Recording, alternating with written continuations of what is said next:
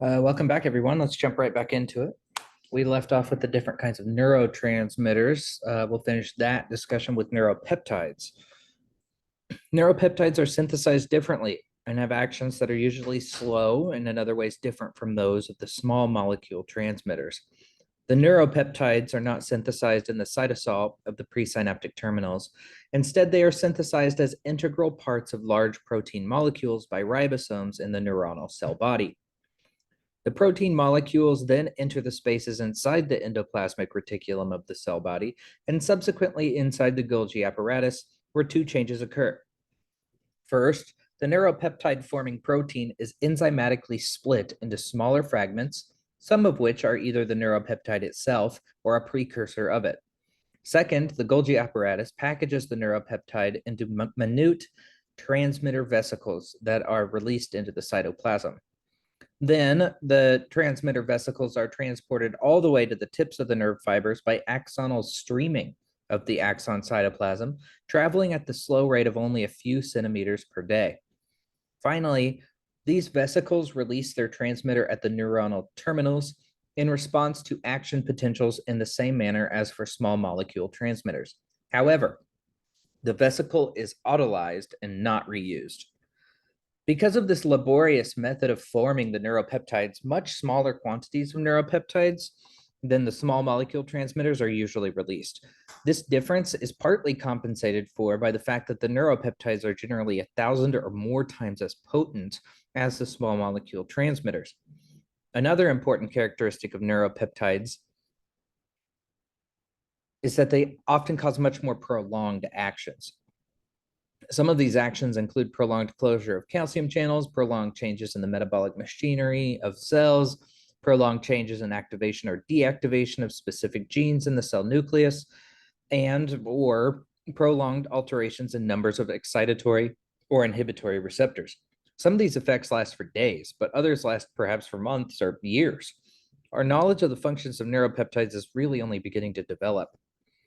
Slowly acting neuropeptide transmitters and rapidly acting small molecule transmitters are often stored and released from the same neurons. In some cases, two or more of these transmitters are co-localized in the same synaptic vesicles and are co-released when an action potential reaches the presynaptic terminal. In other cases, these transmitters may be localized in different populations of synaptic vesicles of the same neuron and contribute to co-transmission of signals to a postsynaptic neuron. Moreover, their release may be differentially regulated because of different calcium ion sensitivities or spatial segregation of the vesicles on different boutons. The co-release of transmitters and co-transmission of signals obviously has important functional implications. Each different transmitter, released from the same presynaptic neuron, has its own specific receptors and may have inhibitory or excitatory influences on the postsynaptic target. Different neurons may release different combinations of fast-acting transmitters that directly activate postsynaptic receptors, as well as slow-acting transmitters that require activation of second messenger cascades and postsynaptic changes in gene expression. An example of co-release of two small molecule transmitters is found in the raphe nucleus located in the brainstem. These neurons provide innervation to several brain regions. They can co-release serotonin and glutamate, and they play an important role in the cycle of sleeping and wakefulness. The electrical events and neuronal excitation have been studied especially in the large motor neurons of the anterior horns of the spinal cord. Therefore, the events described in the next little bit here pertain essentially to these neurons. Except for quantitative differences, they also apply to most other neurons of the nervous system. A resting membrane potential of a spinal motor neuron is about negative 65 millivolts. This resting membrane potential is somewhat less negative than that found in large peripheral nerve fibers and in skeletal muscle fibers. The low voltage is important because it allows both positive and negative control of the degree of excitability of the neuron. That is, decreasing the voltage to a less negative value makes the membrane of the neuron more excitable, whereas increasing this voltage to a more negative value makes the neuron less excitable. This mechanism is the basis for the two modes of function of the neuron, either excitation or inhibition. The concentration differences across the neuronal somal membrane of the three ions that are the most important for neuronal function: sodium ions, potassium ions, and chloride ions. The sodium concentration of ions is known to be high in the extracellular fluid, about 142 milliequivalents per liter, but low inside the neuron, only about 14. This sodium concentration gradient is caused by a strong somal membrane sodium pump that continually pumps sodium out of the neuron. On the other hand, potassium ion concentration is high inside the neuronal soma, about 120 milliequivalents per liter, but low in the extracellular fluid, about 4.5. Furthermore, it shows that there is a potassium pump, the other half of the sodium potassium pump, that pumps potassium into the center. The chloride ion to be of high concentration in the extracellular fluid, but of low concentration inside the neuron. The membrane may be somewhat permeable to chloride ions, and there may be a weak chloride pump. Yet most of the reason for the low concentration of chloride ions inside the neuron is the negative 65 millivolts in the neuron. That is, this negative voltage repels the negatively charged chloride ions, forcing them outward through channels until the concentration is much less inside the membrane than out. Now remember, an electrical potential across the cell membrane can oppose movement of ions through a membrane if the potential is of proper polarity and magnitude. A potential that exactly opposes movement of an ion is called the Nernst potential for that ion, where EMF, or electromotive force, is the Nernst potential in millivolts on the inside of the membrane. The potential will be negative for positive ions and positive for negative ions. The interior of the neuronal soma contains a highly conductive electrolytic solution, the intracellular fluid of the neuron. Furthermore, the diameter of the neuronal soma is large, from 10 to 80 micrometers, causing almost no resistance to conduction of electrical current from one part of the somal interior to another part. Therefore, any change in potential in any part of the intrasomal fluid causes an almost exactly equal change in potential at all other points inside the soma, as long as the neuron is not transmitting an action potential. This principle is important because it plays a major role in summation of signals entering the neuron from multiple sources, as we'll talk about a little bit later. The rapid influx of positively charged sodium ions to the interior neutralizes part of the negativity of the resting membrane potential. This positive increase in voltage above the normal resting neuronal potential, that is, to a less negative value, is called the excitatory postsynaptic potential, or the EPSP. Because if this potential rises high enough in the positive direction, it will elicit an action potential in the postsynaptic neuron, thus exciting it. Discharge of a single presynaptic terminal can never increase the neuronal potential from negative 65 all the way up to negative 45 millivolts. An increase of this magnitude requires simultaneous discharge of many terminals, about 40 to 80 for the usual anterior motor neuron, at the same time or in rapid succession. This simultaneous discharge occurs by a process called summation. When the EPSP rises high enough in the positive direction, there comes a point at which this rise initiates an action potential in the neuron. However, the action potential does not begin adjacent to the excitatory synapses. Instead, it begins in the initial segment of the axon where the axon leaves the neuronal soma. The main reason for this point of origin for the action potential is that the soma has relatively few voltage-gated sodium channels in its membrane, which makes it difficult for the EPSP to open the required number of sodium channels to elicit an action potential. Conversely, the membrane of the initial segment has 7 times as great a concentration of voltage-gated sodium channels as the soma, and therefore can generate an action potential with much greater ease than can the soma. The EPSP will elicit an action potential in the axon initial segment is between 10 and 20 positive millivolts, in contrast to the 30 or 40 positive millivolts are more required on the soma.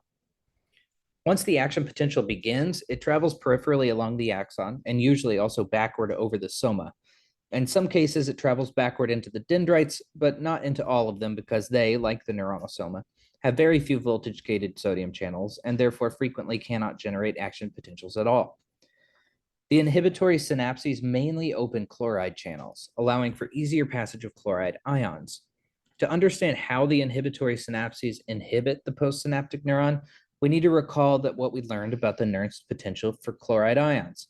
We calculated the Nernst potential for chloride ions to be about negative 70 millivolts.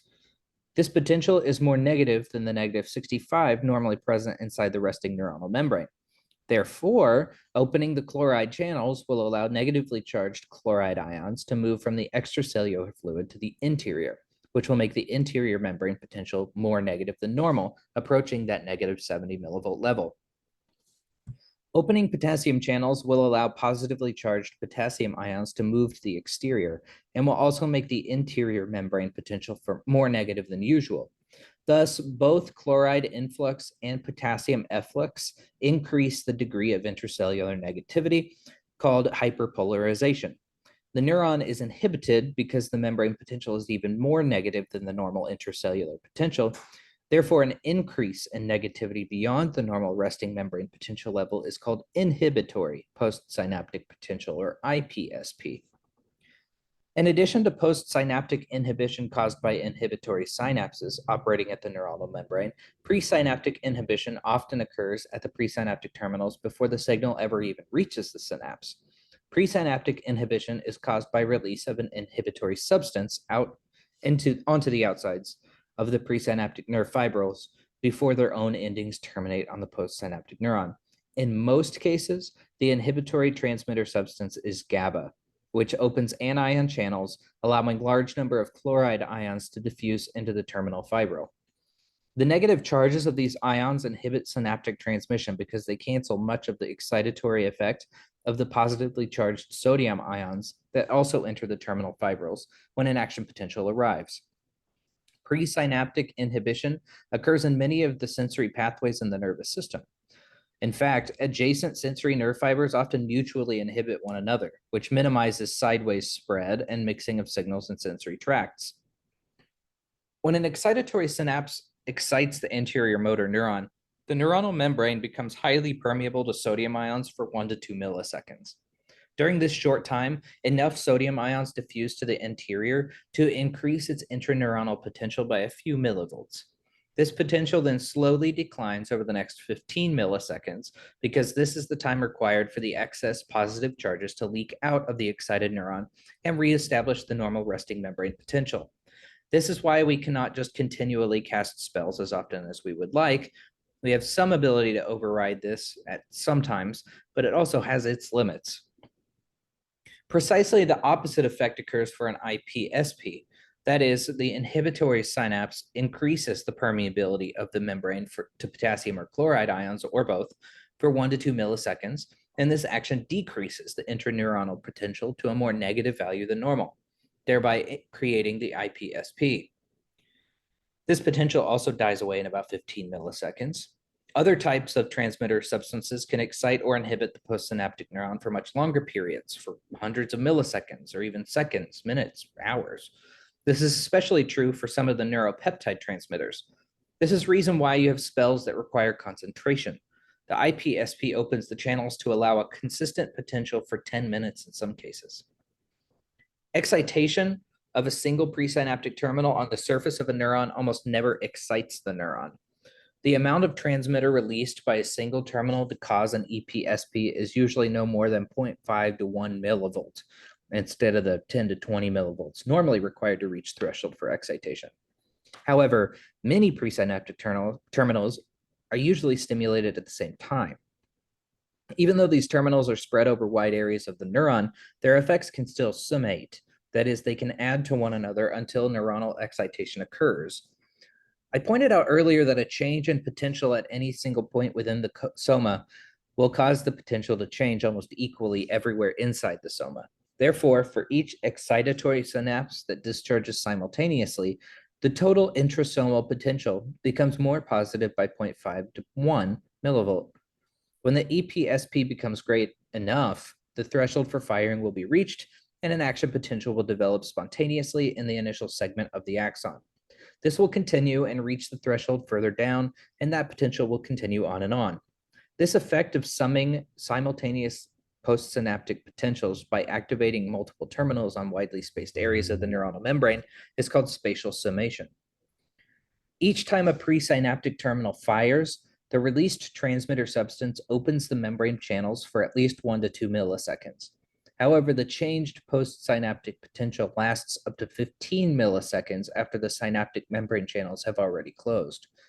Therefore, a second opening of the same channels can increase the postsynaptic potential to a still greater level. And the more rapid the rate of stimulation, the greater the postsynaptic potential becomes. Thus, successive discharges from a single presynaptic terminal, if they occur rapidly enough, can add to one another. That is, they can summate. This type of summation is called temporal summation.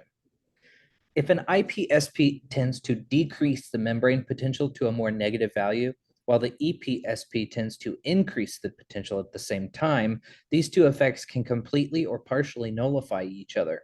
Thus, if a neuron is being excited by an EPSP, an inhibitory signal from another source can often reduce the postsynaptic potential to less than threshold value for excitation, thus turning off the activity of the neuron. Often, the summated postsynaptic potential is excitatory, but has not risen high enough to reach the threshold for firing by the postsynaptic neuron. When this situation occurs, the neuron is said to be facilitated.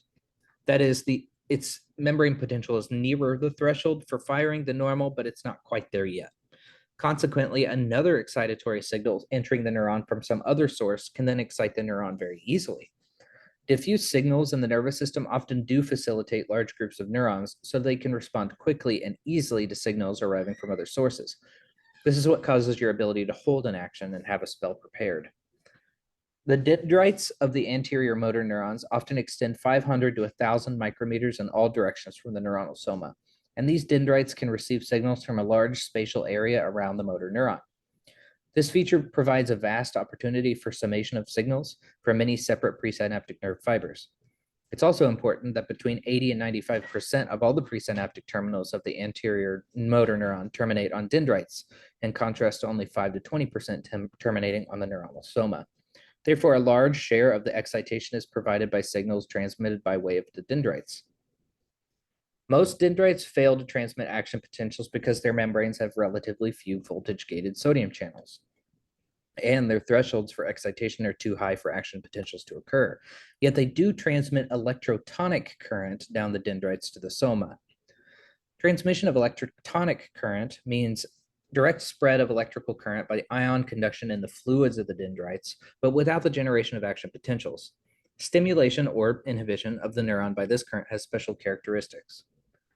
Imagine two dendrites. On them are excitatory effects near where the tips where there are high levels of EPSPs, meaning there is a less negative membrane potential at these points. However, a large share of the EPSP is lost before it will reach the soma. The dendrites are long and their membranes are thin and at least partially permeable to potassium and chloride ions, making them leaky to electric current. Therefore, the excitatory potentials can reach the soma, a large share of the potential is lost by leakage through the membrane. This decrease in membrane potential as it spreads electrotonically along dendrites toward the soma is called decremental conduction. The farther the excitatory synapses from the soma of the neuron, the greater will be the decrement, and the lesser will be the excitatory signal reaching the soma. Therefore, the synapses that lie near the soma have far more effect at causing neuron excitation or inhibition than those that lie far away. If there's a higher degree of excitation than inhibition of the neuron at any given instant, it's in an excitatory state. Conversely, if there's more inhibition than excitation, the neuron is in an inhibitory state. When the excitatory state of a neuron rises above the threshold for excitation, the neuron will fire repetitively as long as the excitatory state remains at that level. Some neurons in the central nervous system fire continuously because even the normal excitatory rate is above the threshold level. Their frequency of firing can usually be increased still more by further increasing their excitatory state. The frequency can be decreased or firing can be stopped by superimposing an inhibitory state on the neuron. Thus, different neurons respond differently, have different thresholds for excitation, and have widely differing maximum frequencies of discharge. With a little imagination, one can readily understand the importance of having different neurons with these many types of response characteristics to perform the widely varying functions of the nervous system. When excitatory synapses are repetitively stimulated at a rapid rate, the number of discharges by the postsynaptic neuron is at first very great, but the firing rate becomes progressively less and succeeding milliseconds or seconds. This phenomenon is called fatigue of synaptic transmission. Fatigue is an exceedingly important characteristic of synaptic function because when areas of the nervous system become overexcited, fatigue causes them to lose this excess excitability for a while. For example, fatigue is probably the most important means whereby the excess excitability of the brain during an epileptic seizure is finally subdued so that the seizure ceases, or why spells that have effects on an individual don't last for, well, forever. Thus, the development of fatigue is a protective mechanism against excess neuronal activity. The mechanism of fatigue is mainly exhaustion or partial exhaustion of the stores of transmitters in the presynaptic terminals. The excitatory terminals on many neurons can store enough excitatory transmitters to cause only about 10,000 action potentials, and the transmitter can be exhausted in only a few seconds to a few minutes of rapid stimulation. Part of the fatigue process probably results from two other factors as well. The first is progressive inactivation of many of the postsynaptic membrane receptors, and the second is slow development of abnormal concentrations of ions inside the postsynaptic neuronal cell. Most neurons are highly responsive to changes in pH of the surrounding interstitial fluids. Normally, alkalosis greatly increases neuronal excitability. For example, a rise in arterial blood pH from the 7.4 norm to 7.8 to 8 often causes cerebral epileptic seizures because of increased excitability of some or all of the cerebral neurons. In a person who is predisposed to epileptic seizures, even a short period of hyperventilation, which blows off carbon dioxide and elevates the pH, may precipitate an epileptic attack. Conversely, acidosis greatly depresses neuronal activity. A fall in pH from 7.4 to below 7 usually causes a comatose state.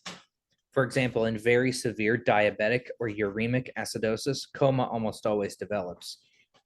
Neuronal excitability is also highly dependent on an adequate supply of oxygen. Cessation of oxygen for only a few seconds can cause complete inexcitability of some neurons. This effect is observed when the brain's blood flow is temporarily interrupted because within 3 to 7 seconds, the person can become unconscious. Many drugs are known to increase the excitability of neurons, and others are known to decrease excitability. For example, caffeine, theophylline, and theobromine, which are found in coffee, tea, and cocoa, respectively, all increase neuronal excitability, presumably by reducing the threshold for excitation of neurons. Strychnine is one of the best known of all agents that increase excitability of neurons. However, it does not do this by reducing the threshold for excitation of the neurons. Instead, it inhibits the action of some normally inhibitory transmitter substances, especially the inhibitory effect of glycine in the spinal cord. Therefore, the effects of the excitatory transmitters become overwhelming, and the neurons become so excited that they go into rapidly repetitive discharge, resulting in severe tonic muscle spasms. Most anesthetics increase the neuronal membrane threshold for excitation and thereby decrease synaptic transmission at many points in the nervous system. Because many of the anesthetics are especially lipid soluble, some of them might change the physical characteristics of the neuronal membranes, making them less responsive to excitatory agents. During transmission of a neuronal signal from a presynaptic neuron to a postsynaptic neuron, a certain amount of time is consumed in the process of discharge of the transmitter substance by the presynaptic terminal, diffusion of the transmitter to the postsynaptic neuronal membrane, action of the transmitter on the neuron membrane receptor, action of the receptor to increase the membrane permeability, and inward diffusion of sodium to raise the EPSP high enough to level and elicit an action potential. The minimal period of time required for all these events to take place, even when large numbers of excitatory synapses are simultaneously stimulated, is about half of a millisecond, called the synaptic delay. Neurophysiologists and neuroimagophysiologists can measure the minimal delay time between an input volley of impulses into a pool of neurons and the consequent output volley. From the measurement of delay time, one can then estimate the number of series neurons in the circuit. Well, that completes our lessons on organization, basic functions, and neurotransmitters. We're going to kick into full gear next week, and then we're going to dive straight into aberrations. So we'll see you then. I gave y'all like a solid 20 seconds to decide. Well, like we don't have enough info for the backstory. The fact that CJ could heat an oven and stick a pizza in it in 20 seconds is honestly I gotta do what you need to do for D&D, you know? also, I've learned something that like totally blew my mind. If you want like extra crispy crust, like just that bottom, what's that crunch? Okay. When you're heating your oven up, have your pizza tray already in there. To get Don't put the pizza on it, but just like the pizza tray will already the be tray heated. so then it Then cooks you a drop little your faster. pizza on it when you Okay. cook it, and it's boom. You're not heating both at the same time. It's just I pizza. see. I mean, the correct way to do it is to use a pizza stone. Yes. Which is trying to. Andrew, you're sounding like a snob again. But it's so good. Like, Just make a if you difference. haven't made pizza with fresh dough on a pizza stone, it is so much work. And in at least my case, it makes an enormous mess. And every square inch of my body is covered in flour. And I, edge into the early stages of PTSD, but it's so good. Oh, but it tastes delicious. You heat your oven literally as hot as it would go, like 575 degrees, and then you just throw it on the rock that you have in the oven. The whole For like 4 minutes. The whole oven. The whole pizza cooks in like 4 minutes, and it's amazing. It's true. It gets all bubbly and crispy. Ooh, bubbly. I want to be that bougie person that has like a built-in pizza oven like in their backyard. Oh, Mariah just gave me the biggest side eye. What? That wasn't just an agreement? Hey, everybody. Oh, do you agree? But you also side eye me? Okay. Expensive, but she will partake if it's not there. as expensive as you might think. It really isn't that bad. I mean, need like a brick structure with fire in it, like just a propane flame will do the trick. Honestly, it's just like a fire pit, just a taller one. Sounds plausible to me. Got a little door on the bottom for your wood. Oh wait, I forgot. I need to change my name so that Jonathan will quit getting my character's name wrong. When do I get your name wrong? Like every time. It's Jera.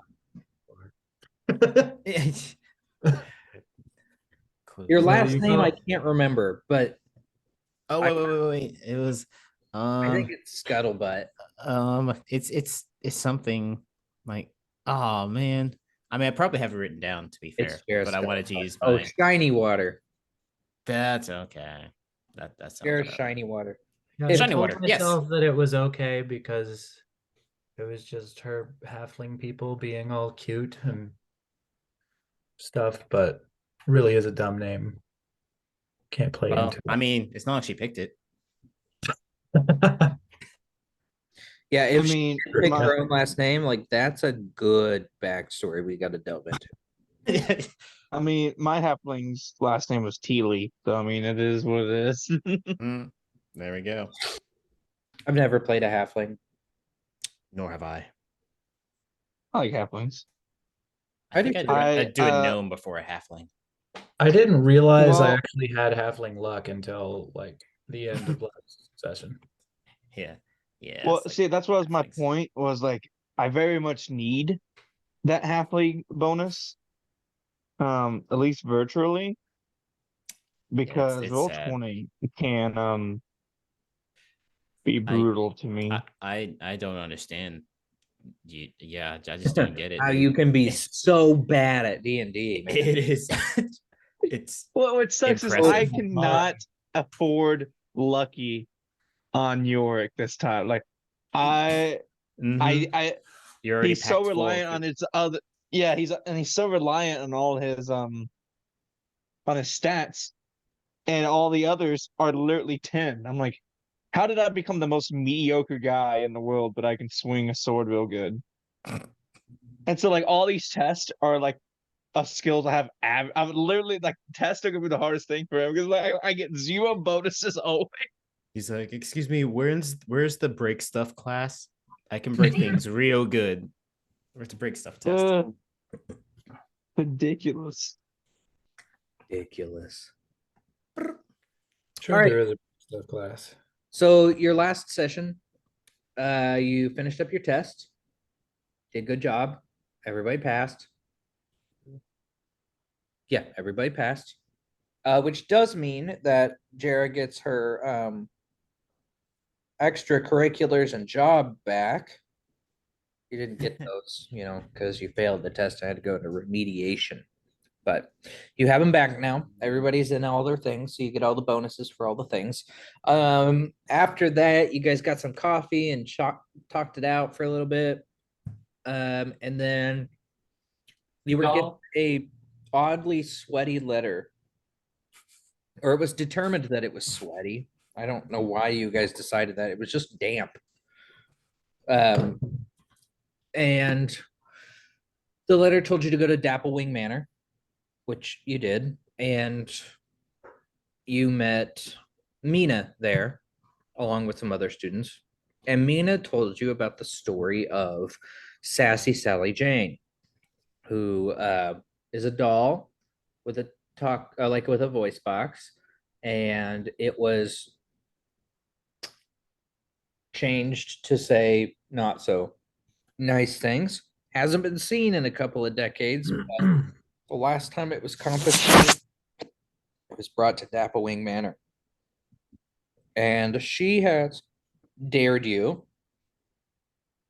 with the reward of a month of free lunch on campus and an item called a drift globe for you to go in, sneak in, get Sassy Sally Jane for her, and make it back out unscathed. And that's where we're going to begin our session today. Where are we, and what time of day is it? You are back in your dorms. Mina has told you. You guys said, okay, let's think on it. Doesn't happen to happen tonight. Let's do some thinking. So it is the next day.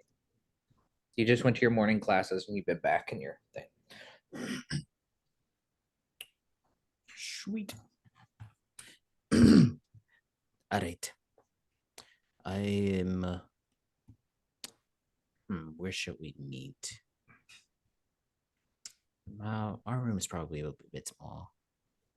Oh wait, no, Jared's is definitely too small. Actually, Yeah, we shouldn't meet in my room. yeah. Yeah, we'll go over to York's place. York's room. Knock on the door. Or I'll say I'll pass the word along to meet at York's room. All right. You've knocked on the door, and Yorick, there's a knock at the door. 199. 1,000. I come Yorick. and open the door. Ah, you're up. All right, are you ready Come on, to? You stopped me at half a set. I apologize. I will assist you with another set later. That's not how that works. So we well, owe you a half set. Actually, I can literally assist you with another set. But anyway, magic aside, let's meet up. Looks like Archie is running a little late, but he should be here soon. Dell's gonna be trying to grab his notebook and his papers. Well, oh yes, Archie, we have the same room. He had to feed his frog. Anyway, looks like we have a few options of what to do. Infiltrate with disguises of magic, sneak in. I thought we were going to try the just asking for it approach. It's okay. Can we have that? I mean, Worth a shot, right? It's in up. I think personally, we should run two plans simultaneously. One being the ask approach. Meanwhile, someone else is doing another approach. I mean, what would they suspect two people trying to steal the thing at the same time? Ooh, and then if it doesn't work, which it will. I mean, if you ask nicely enough, you can get anything, right? Anyway, that'd be a distraction for plan 2. Yeah, plan 2. No one says. Oh, maybe yeah. Everyone says A and B, but like, why not like 2? I don't know. Plan 1 I feel less intelligent when I say that. But it's literally the first plan. Honestly, first plan sounds better than plan 1. First plan and second plan. Plan 1, plan 2. How do you feel after Plan A and the day after pill. I've got to be honest, Yorick. It doesn't feel right. Saying plan 2. It doesn't really feel like anything to me. I guess I just don't see the difference. Try saying plan 3. You feel it now, right? Plan 3. I mean, I guess I don't get it, but I mean, I'm with you guys. I'll take your word for it. How about that? Okay, but plan 5.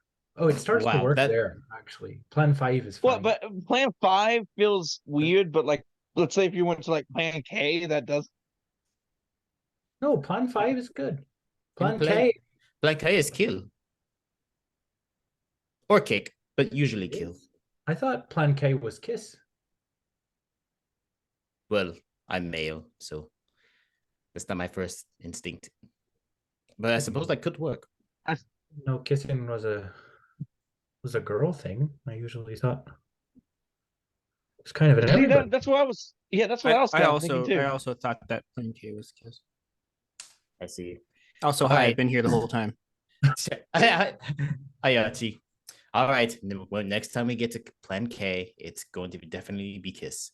But for now, first plan and second plan. Well, plan 1 and plan 2. No, that doesn't sound no. I will not forget the next time there's a plan K. As a DM, I'm just warning you now. I will not. Just writing that down. We'll call this one plan K. Just like, All right, so we, since these plans are happening at the same time, yes. We can do plan 1 and first plan and plan A. Same time, same first plan. Yorick, no. This is. I mean, I guess I don't. I do see your. I see your logic. I It see all it depends on because how you do the bullet points and the exactly, I exposure. could see that. Like Plan 'cause A is the first sub item of plan 1. Dill pulls Wait, out the first plan. billboard that Wait. the chalkboard that we use for study sessions. Shh. All right, so then in this column we have first plan and plan A going simultaneously, which is why they're both See, the first plan. I kind Okay. of saw it more like this. It's like at the same time you can't read nothing because they're all overlaid at the same time. Like same thing. That's just how your mind works. No And I wonder like failing your look class. over to my like dragon chest.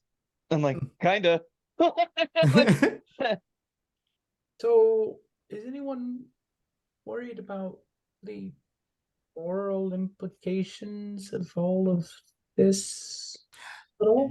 No, but also if you don't think about it, it's not a problem. I mean, this doll. I mean, who does it even belong to? It's been missing for 25 years. So, are we even stealing it from anyone? We don't even know who it belongs to. Well, it's just that normally when you have to do the sneak and the lion and maybe the asking nicely, it's Well, because it's not yours. well, no one So, said you have to lie or break anything. Your methods so are up to you. Archie, when you did that spider thing, I don't quite comprehend that fully. Kind of odd question that's relevant to the scenario. What happens to your stuff? So I don't know. I haven't been I didn't read that part of the I just read the spell components and then I did it. I haven't actually read the book yet. I just kind of skipped ahead to the picture that had what to do. But when you came back, you had said stuff back. Yeah. My clothes seem to change with me. Otherwise, like- it'd be really awkward. So theoretically, we got you close or remotely close. Could you become a spider, grab it, come back, bada bing, bada boom, done? I would have to become a spider, unbecome a spider, grab it, become a spider, come back. Maybe that would work. Is So that a why isn't problem? that plan A? That sounds Because we don't know where it is specifically. yeah. Well, What we told the rough area, actually? We had the description of the building, but Mina obviously hasn't captured it as of yet. I thought So- we were told it was in the attic. I said specifically. people What are if it's allowed, locked? people are allowed to just go in there, right? I don't know, but I would doubt it based No, on it's the like fancy events tours that they and have everything, there. right? Well, I it's feel also like I used. remembering that. Well, it's also used to host fancy events and dinner parties and such. So then, So we can I come don't think by people could doing just walk normal around hours. wherever they want. Just come by normal hours. Spider it up. Bada bing, bada boom. Plain sight. Well, the change thing, not quite plain sight. That might cause some attention. But the rest of the plan, we're just nonchalantly Mhm. chilling. I got it. I got it. Doll, Wait. spider. Wait, I I mean, have plan unspider? A, plan 1, and plan 2. All right. Here you go. That was No, for you, it's Erotic. plan 1 So and weird. plan A. No. Follow me on this. Plan 1 and A is the scouting mission. We go in. Oh, my pizza's ready. One moment. The the scouting mission. We go in, ask some questions, take a tour, and during this tour, and then just walking around the place, we do the Archie spider thing. He is the plan 2. So we're asking around. Something as cool as he turning goes into a around. spider can't be plan 2 though. Like it needs a better. I mean, that Plan- was pretty plan crazy B. that we saw. Oh, I missed. No, sorry. Archie So are is we plan locked into the A, spider plan thing? 1. Or Hold on. He got the board. Plan A/1. I Jetta, needed Yorick, those notes you wiped off. oh, you That's don't fine. know. Throw that away. We all go in taking the tour. Archie, during the tour, says he has to go to the bathroom. He turns into a spider and goes to the attic. If anyone else can sneakily go with him, like turn into something as well, then they could do that. Otherwise, he'll be going by himself. He goes to the attic, takes the thing, and comes back. If that works, yay. If it doesn't work, he can't find it, can't turn into a spider. Then we initiate plan B/2, which is one team sneaking inside while the other team goes in at almost like making a scene, a distraction, if you will. Also seeming to try to steal the item, but they're a distraction. He looks at the board, it has a lot of lines and scribbles like stuff all over it. See, plan 1/A and 2/B. Well, I think we're ready to go. I have no questions. Excellent. I must grab my pizza. I will go to the restroom. Do not turn into a spider. Pizza is a terrible thing to have in the restroom.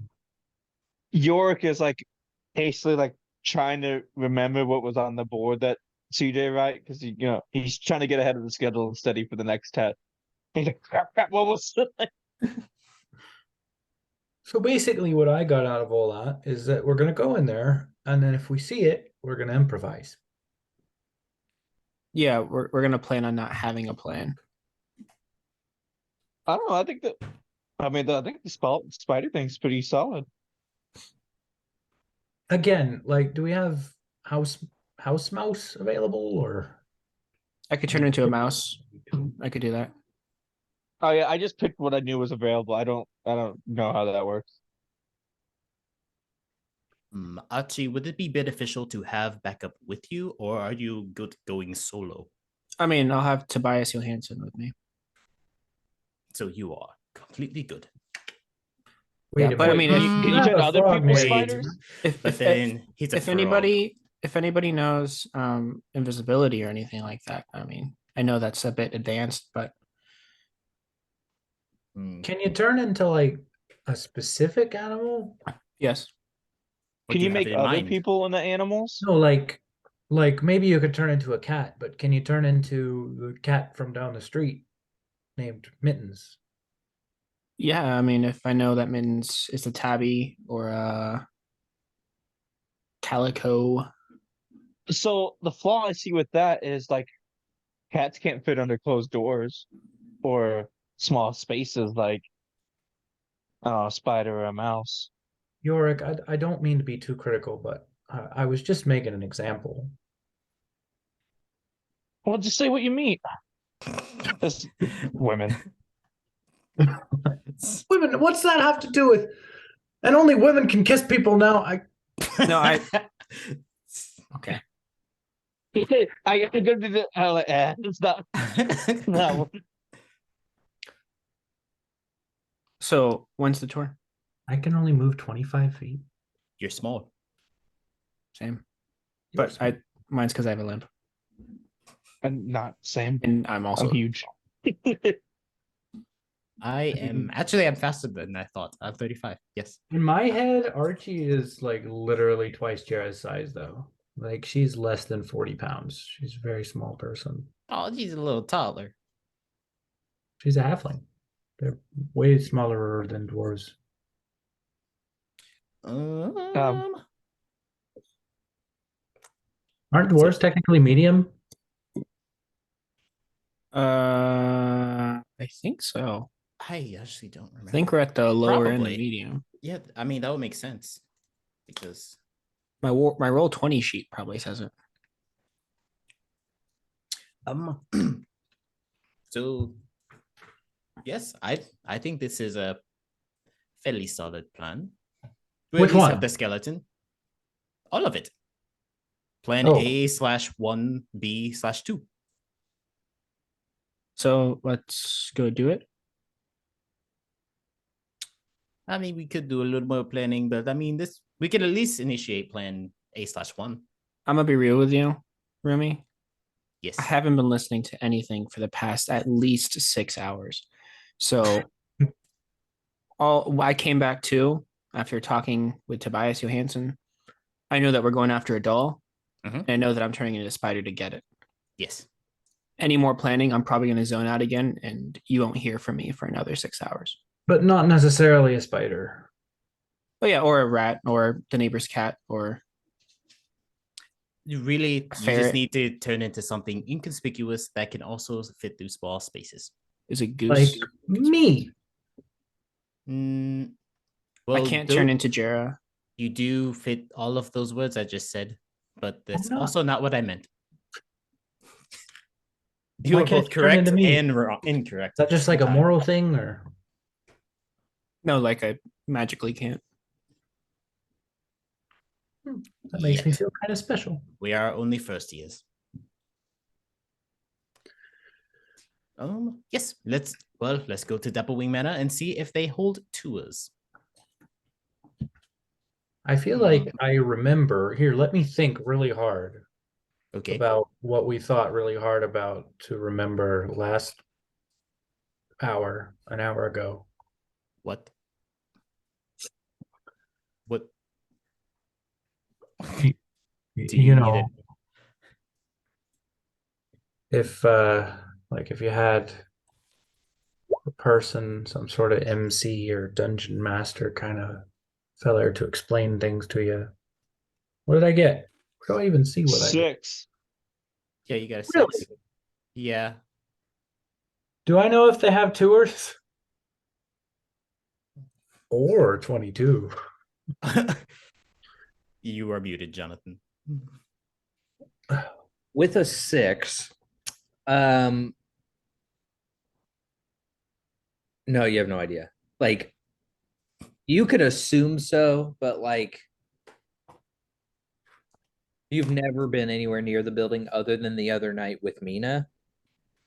And it was closed at that point. What So we specifically talked about all these things, I thought. We did. you I did not talk write about down quite a that. bit of things, but yeah. there was no talk about a tour. Yeah, I didn't write that down. Yeah, we Other talked about things. a lot of other things. And I do have a tour written. So I guess that means there must be tours.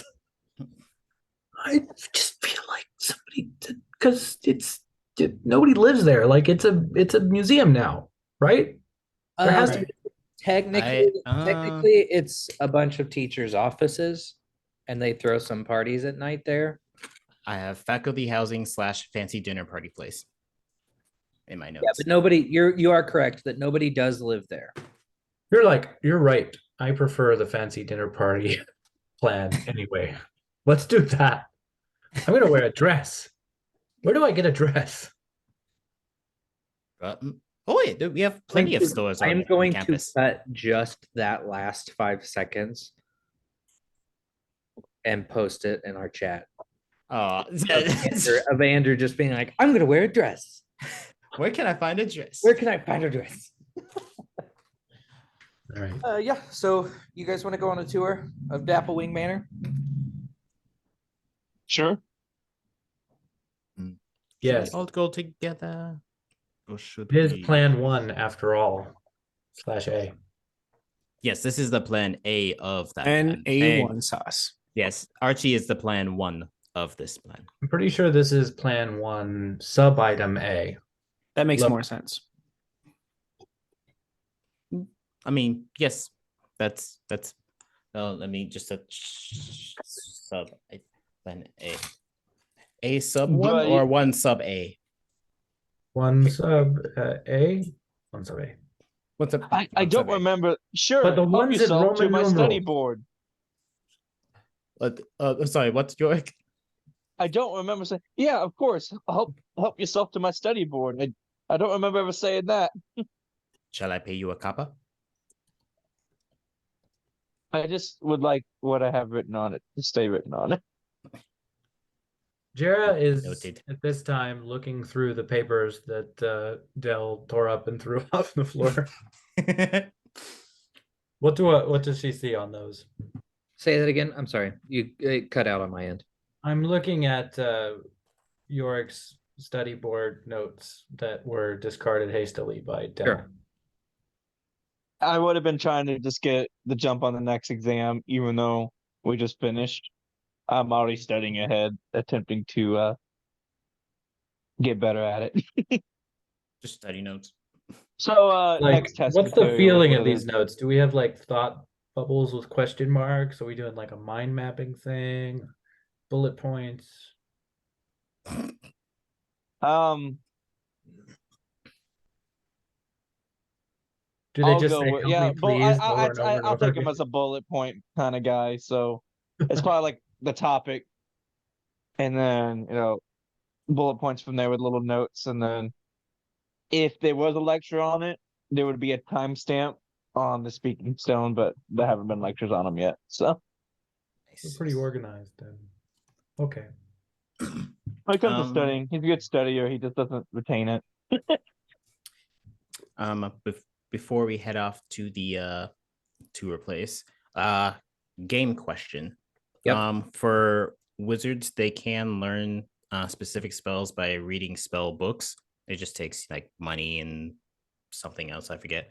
Does the campus have a location where people could, like wizards could get books to learn spells, like a store or like a resource place or something There like that? is. I'm trying to remember the name of it. I don't even know if I Yeah. have enough money, but Yes, there is a. there is a place. Yes. Okay. Cool. I'm not gonna go there right now, but I'm gonna start looking over stuff, and I might hit that up today. All right. So the tour, I mean, disguise it. No, it's. I might sit out on this tour just so they don't know all of our faces in case we have to enact plan 2 / subsection B. Not Plan K though. Oh, we're not there yet. Hold on. Slow down, Jetta. I know it's probably lonely here, but let's slow down. So the three of you, are you three good with doing the tour? Sure, yeah. Okay. Sure, why not? I guess you and Billy stay put. You're walking to my room, and I like push the board like away. Uh, help yourself to my bag of colding. I forgot you had that. Yes, thank you. Take notes, look at the layouts, gather information. And Archie, you sneak and possibly steal a doll. Well, Cool. extract the doll, because technically it's allowed. Probably. I don't know. I think we should name like, I think I'm getting the idea of you guys with like plan A, B, C, whatever. But I think like Archie's part needs to be C for cool. That's cute. Also, Is it? the I just C. thought it was cool. All right, so Archie's doing plan cool. Jared's doing all the notes and all the important stuff, and I will look pretty and make sure they don't die. You're taking the tour. Why would we die? Right. What it could have been one of those, murder mystery things, and then they're like, "Ha!" I mean, it would have been fake, but What? you guys don't do that here. So anyway, on No. the tour. Okay, have fun. Take notes. Don't We have die. spent so much of this session on role play. What? I am completely in character. I don't know what you're talking about. Discussing the merits of different plan naming systems and whatnot. Hey, listen, that's run of the mill stuff for us, honestly. Yeah, it's been pretty modest. Tim would have been 3 tangents into his 1 tangent per session by now. You might have gone on a tangent at this point, I actually. haven't even started, baby. like, Oh, like no. we did have some tangent leads earlier, but we're good. We're past those. Okay, so we were about to go do a tour to scout to steal this doll. Did That you was want the to most- join that? Wow.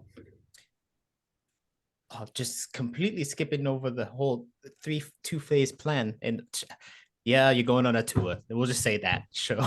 Okay. Not like I got a billboard of bullet points and whatnot. To catch Billy up, since he just walked in and you guys have just created these lessons or these, Nothing has happened. who would like to summarize what the full plan is for Billy and see if everybody agrees? Right. So Archie! Archie? Archie raises his hand first. You have to be respectful. Thank you, Dell. So dumb. So basically, we're gonna go to on a tour, and then I'm gonna turn into a spider, find the doll, unturn into a spider, grab the item, and then turn back into a spider, and then rejoin the group and unturn into a spider. What And then about we'll the walk doll? out. I'm gonna grab it whenever I unturn into a spider. Sorry, I forgot to mention that. Then, like, what happens to the doll when you turn back into a spider? Yeah, I mean, I'm just gonna put it in my bag, and that usually just kind of spiders with me. I don't know how it works. I forgot to read the book. maybe it becomes one of the extra legs. I feel like that could be really useful. Like, you carry all of our stuff, and then you turn into a spider, and then one of us carries you, and then, like, we could have more stuff. Sorry, for a different time. For like an hour, but yeah. Yeah, for 1 hour. That's my limit. Useful for an hour. After that, the That's so useful. after an hour, the existential dread of me never being able to turn back into a dwarf really gets to me, and I have to turn back into a dwarf. Also, the magic just kind of stops, so Oh. it works What out. what was Dell doing? I am not going on the tour, just in case we have I was to about to say- enact plan 2/ oh, sorry. In case we have to Billy- enact Billy- plan 2 subsection B. Billy's He's definitely staying like, back to be okay, ready so for plan K. Archie's doing everything, and we're just going on a tour. It would be suspicious if I was the only one in the tour and I disappeared. Yeah, especially if he was a spider. Yeah, that too. I mean, how long do you think it'll take to find you? We could smuggle you in as a spider. Yeah. I'm sorry. I Is that I just not what walked the in. plan Y'all was? got a plan. I'm here for y'all. No, it's fine. We can plan for another hour. That's fine. Wait, how long is the tour? You don't know because We you're haven't going to asked. find out right now. So if the tour is an hour long, Billy's like, how long Maybe. have you guys been working on this? I mean, I've been gone for a little bit, but like, the plan was made I in mean- like 10 minutes. we It's been on the mostly- board. It's right We there. spent 9 of those minutes deciding what to call the plans. Well, you Oh, have to what is the properly plan? label. 1 and 2 or plan A and B. This one is plan Still A, tried to subsection B. compromise. what's subsection A? No subsection A. Subsection A is go on a tour. I thought that was subsection B. No. Plan 1 is go on the tour. The subsection is Archie going out to Spider. Because we don't know So- the layout of the land and whatnot, everyone going on the tour first. If they happen to see the doll on the tour, then they'll just grab the doll and go. But while they're going on the tour, we're also going to have Archie spidering around because we don't actually know specifically where the doll is. So if he has to sneak in, he can sneak and grab the doll. We're running Man, multiple it's plans at once. conversations like this where it blows my mind that we're so good at studying together somehow. Like this doesn't make sense. I Well, mean, studying, yeah, we That's why I wrote really it down. think through the problems. You know, our studying all really make just sure everyone's at the same level. we'll y'all really get just me at the- ask Billy, and then he just tells us, and that's kind of our whole studying.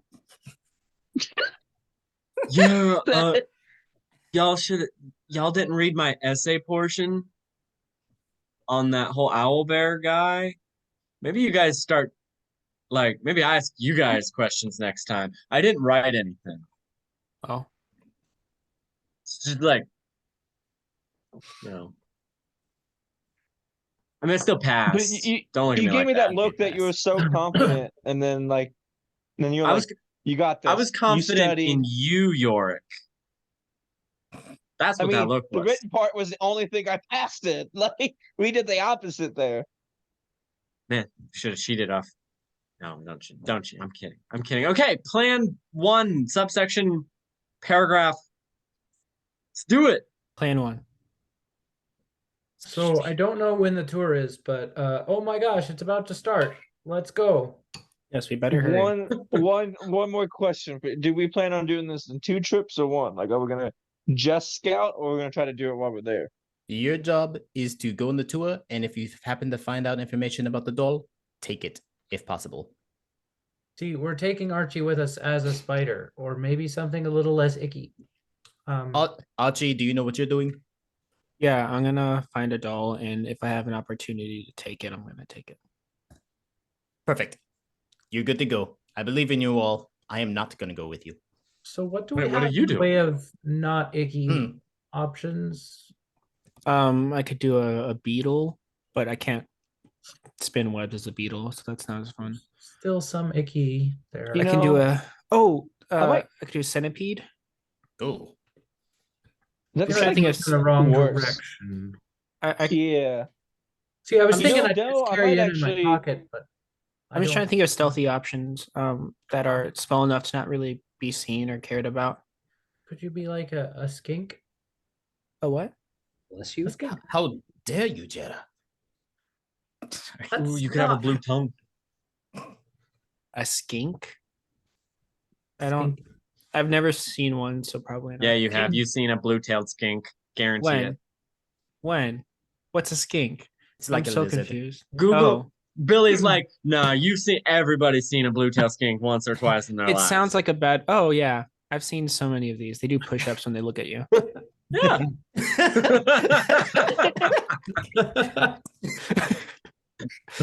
That's so perfectly I mean- descriptive. You do make a good point, Del. I might actually stay with you. I'm kind of like I'm a very noticeable person when I walk Hey. into a room. So Yeah, if we have I to might, go for the second part of the But we phase need of a the plan, noticeable right? person. I don't know. Well, We want them noticing you and not the skink. Which Did are I ever tell you apparently guys perfectly my sweet. newt joke? Yes. The skink's like a newt's like a. They're both. Yeah, I think y'all fit. Okay, so a guy walks into Maybe a you can get the bar. second one. Like, I'm not even going on the tour. That's you guys. For Andrew's sake, we're gonna do a time jump. A slight time jump because I can't trust that you guys won't do something stupid on the way to Dapplewing. So man, I can't. Like this guy was giving out like this deck. And he said a mini No. thing, something like that. No. And I took Mm-mm. 20 cards. Like, could you like you what want to a get steal? kicked? Do you want to get kicked? Disadvantage in your next roll. Anyway, He doesn't need that. I would say like yeah, it's he'll not roll going to crappy change anyway. anything. Okay, so Yorick, Jera, and Archie, Billy, are you going on the tour? Yeah, Okay, I guess. Yorick, Jera, Archie, and Billy, you are at the entrance to Dapplewing Manor. The person who is not there is Dell. He's not there. I actually was gonna back with Dell. You're gonna back with Dell. Yep. All right. The 3 of you are there. You walk up to the front. Gosh, I got like the hiccups, but not quite the hiccups. Does, that sounds does that make sense to anybody? Yep. So you don't quite. It's just Where you like Almost. you can't quite catch your breath quite, but it's almost a hiccup, but not the whole part. that's frustrating. Anyway, you walk up to the front of the building and there's a nice veranda. There's a mahogany roof that covers the front porch. It's bounded by a low rail and outfitted with fine wicker furniture. Above the double door hangs a sign done in fine calligraphy that reads Captain Dapplewing's Manor. You make your way inside into a foyer. There are coat racks that are carved to resemble statues of individuals that line the entryway into the manor beyond. The coat racks flanking the doors depict two dwarves wearing high-collared jackets. The other coat racks on the left depict a one-tusked Luxodon, a monocle-wearing orc, and a gnome with a skunk for a hairpiece. The statues on the right depict a drow wearing a scarf, a burly human in a tuxedo, and a high elf in a cowl. Directly in front of you is a small little table where a woman sits. You notice that in the rest of this room that the ceilings are tall. They're about 20 feet high in this room. The doors are a solid mahogany around you. The stairs are magical, just like they are within the rest of the campus to allow for all kinds of mobility. Somebody give me a perception check.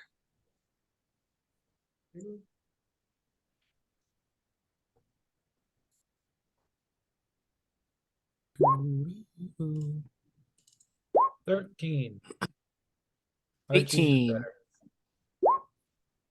17. Okay.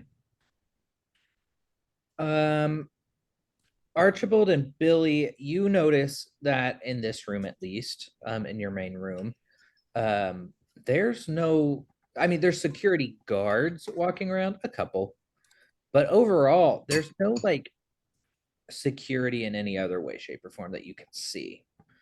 Jara, you're a little bit distracted because you see this woman who is sitting at a desk in front of you, and she has smiled and welcomed you in, and you have just honed in on that. You certainly looked around at everything else, but this woman does greet you. Welcome to Captain Dapplewing's Manor. Are you interested in our audio tour today? Is that the only option? We're hoping for like an audio visual, like to see the sights, you know? Oh, yeah, that's how this works. So I'll give you a speaking stone. You would take this around with you and you will touch it to various little placards around the manor, and it will tell you a little bit about that information. Oh, that sounds perfect. I'd like to have one of those in my everyday life. Does it would work be- outside the museum? Do you sell them in the gift shop? Haha. Don't work outside, unfortunately. I wish they really did, but once they do leave the premises, they do stop working, I guess. The magic that uses them is from the building itself. If you would like to have a speaking stone, I see you brought a couple of friends. Each speaking stone is just 5 copper to rent for the day, and you have it for the entire day as long as you would like. Will, Sweet. is there any reason we would need more than one? Anyone that's here with me? Can we use the same speaking stone? Is that like against the rules or something? Well, No, doesn't you it? can. You're free to visit the building as much as you'd like. You can look around. It's free to view. If you just want the audio tour, it's the 5 copper. But yeah, if you want to listen in with your friends, that's perfectly fine. You have to be a little close to each other to hear it, just because we have the volume turned to a reasonable level, just to be caring about the other individuals here. Really like, sometimes I'm a little hard of hearing. So tell you what, I'll get my own. And Billy's gonna hand over 5 copper. He wants to do the audio. Archie and Jara, I'm good with just sharing. That's fine. okay, Well, I'll get one. okay. She hands you a small map of the premises and a speaking stone, one for Jara and one for Billy. The speaking stone is pretty standard. It's rectangular in shape. Think about the size of a large iPhone or Android phone in size. Yeah, exactly. It does look just like a stone. However, you see on the front of the little pamphlet that she gave you, the map, there's a circle with a like a music note in the middle of it, and she points and says, if you just touch the speaking stone to any of those that you see around this place, it will guide you on. The one that's on the front actually introduces everything that's in the museum. Cool. Oh, so only things with the symbol? Yes, but there are quite a few things around here. Most artifacts in here have that, including just some of the rooms in general. Oh, well, Nice. thank you very much. Of course, no problem. Sounds very helpful. Billy scans the first one on the pamphlet, the introduction note. You hear the following. There's background music, a serene melody of harps and flutes fill the air. Welcome, esteemed guests, to the enchanting Dapplewing Manor, a sanctuary of knowledge and respite within the Weberhaven campus. Embark on a wondrous audio tour as we unveil the captivating history and extraordinary artworks that grace these storied halls. Let your imagination soar and your spirit be enlightened. There are sounds of footsteps on marble floors, just as the ones that you are on currently. As you enter the foyer, gaze upon the Guardian's Vigil, an alabaster masterpiece crafted by a skilled dwarven artisan. This towering statue embodies the unwavering determination of a noble guardian, symbolizing the eternal vigilance against encroaching forces of darkness. Step into the grand halls of the Grand Dapplewing Manor, adorned with the ancient wisdom of the tapestry of celestial harmonies. Woven by elven artisans, this exquisite tapestry captures the dance of celestial bodies across the night sky, reminding us of the cosmic symphony that binds the universe. Enter the refined dining hall, where intellectual banquets transform into captivating colloquiums. Marvel at The Dreamer's Delight, a whimsical painting by Fizzlewhip, the gnome artist. In this surreal dreamscape, floating islands and fantastical creatures ignite the imagination, transporting you to a world where dreams take flight. As your journey through Dapplewing Manor draws to a close, let the echoes of wisdom and creativity linger within your heart. May these extraordinary artworks and rooms and history inspire your own scholarly pursuits and illuminate your path towards enlightenment. And you hear steps on the marble floor stepping away. Billy accidentally scans it again. Welcome, esteemed guests. He's like, and he's gonna hold it away from his ear so he can't hear it anymore, and be like, "Don't click it twice, guys. If you keep tapping, it just says the same thing over and over again." Audio tour as we unveil captivating history and extraordinary artworks. Grace these. Well, while we're Your being curious, imagination soar and your spirit be enlightened. Billy, can I see that Create. one? Gaze upon the Guardian's Vigil. I mean, you have your own here. It's your masterpiece. Yeah, Jared just wants to take it. Dwarven and artist. This towering there's statue the embodies the two, unwavering determination. each of them has a symbol on it. She's just gonna touch them together. Determination of the. Ooh, Oh, don't do that either. Sorry, I had to know. Gonna hit it back to you. Billy takes it back. He's just like, "Okay, Burdened with the ancient wisdom of the tapestry of celestial harmony. all right. So, do we want? Are we together? Are we separate? Yeah, let's go together. Right. Where you guys want to go first? There was, let me see. What is it talking about now? He's talking about the tapestry of celestial harmonies woven by elven Slip. artisans. Yes, Got you slipping, man. He's like, "Oh, okay. Why don't we go to the tapestry one? That sounds like a cool place to start. I kind of want to see the fantastical floating islands thing." All right, that's a following different you. thing, but yeah. Billy only heard it once, so we're gonna get him a little mixed up. If only there was some way to fix that. Right. Jared says So that at he's. the You're tapestry, right. we- We'll listen to it again. He goes to scan it again. He doesn't. But you accidentally got too close. No, I'm just kidding. All right. So you guys are going to begin by looking at the tapestries in the next room. Okay. Dell and Yorick, back at your I almost said apartment. Dorm room. What you doing?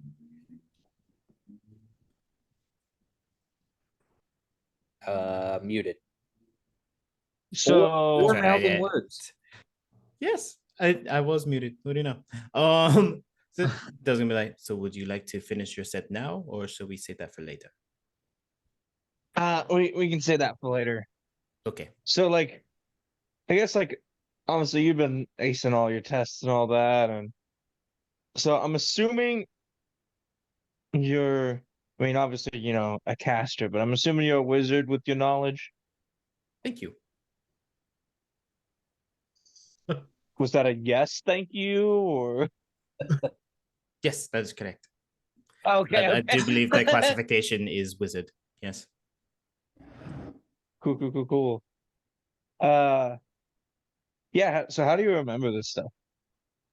Like I Oh, don't think I could study better. I'm just curious if you on your method because I oh, mean you sure. aced both Yes. tests so far. Yeah, I could show you my methods. I just found a system that works for me personally. Um, I see everyone else has their way of going about things. Billy seems to remember things by teaching. He seems to like to run through the problem himself. Um, Jetta, well, honestly, I think Jetta takes on too much. I think she overwhelms herself. If she were to just focus on a few things, then she would be acing everything without even thinking. Um, and Archie does really well. He's very quiet, but he's very passionate about the things he really cares about. The things he does care about, he's very passionate about. Yeah, he seems like a cool dude. Yes, he's a good roomie. But yeah, well, if you wanna join me for I imagine their tour isn't gonna be very long. We probably have like an hour or so. I could go over a few of my methods. So you're Perhaps I not could assist so you. it's like so you're not using like magic in any way to help you. You're just remembering this. Oh, perhaps I should look into some mental enhancement spells. No. I was just trying to understand. You're good. Like I don't know if that's bad or good. I was just curious. Oh, no, I haven't.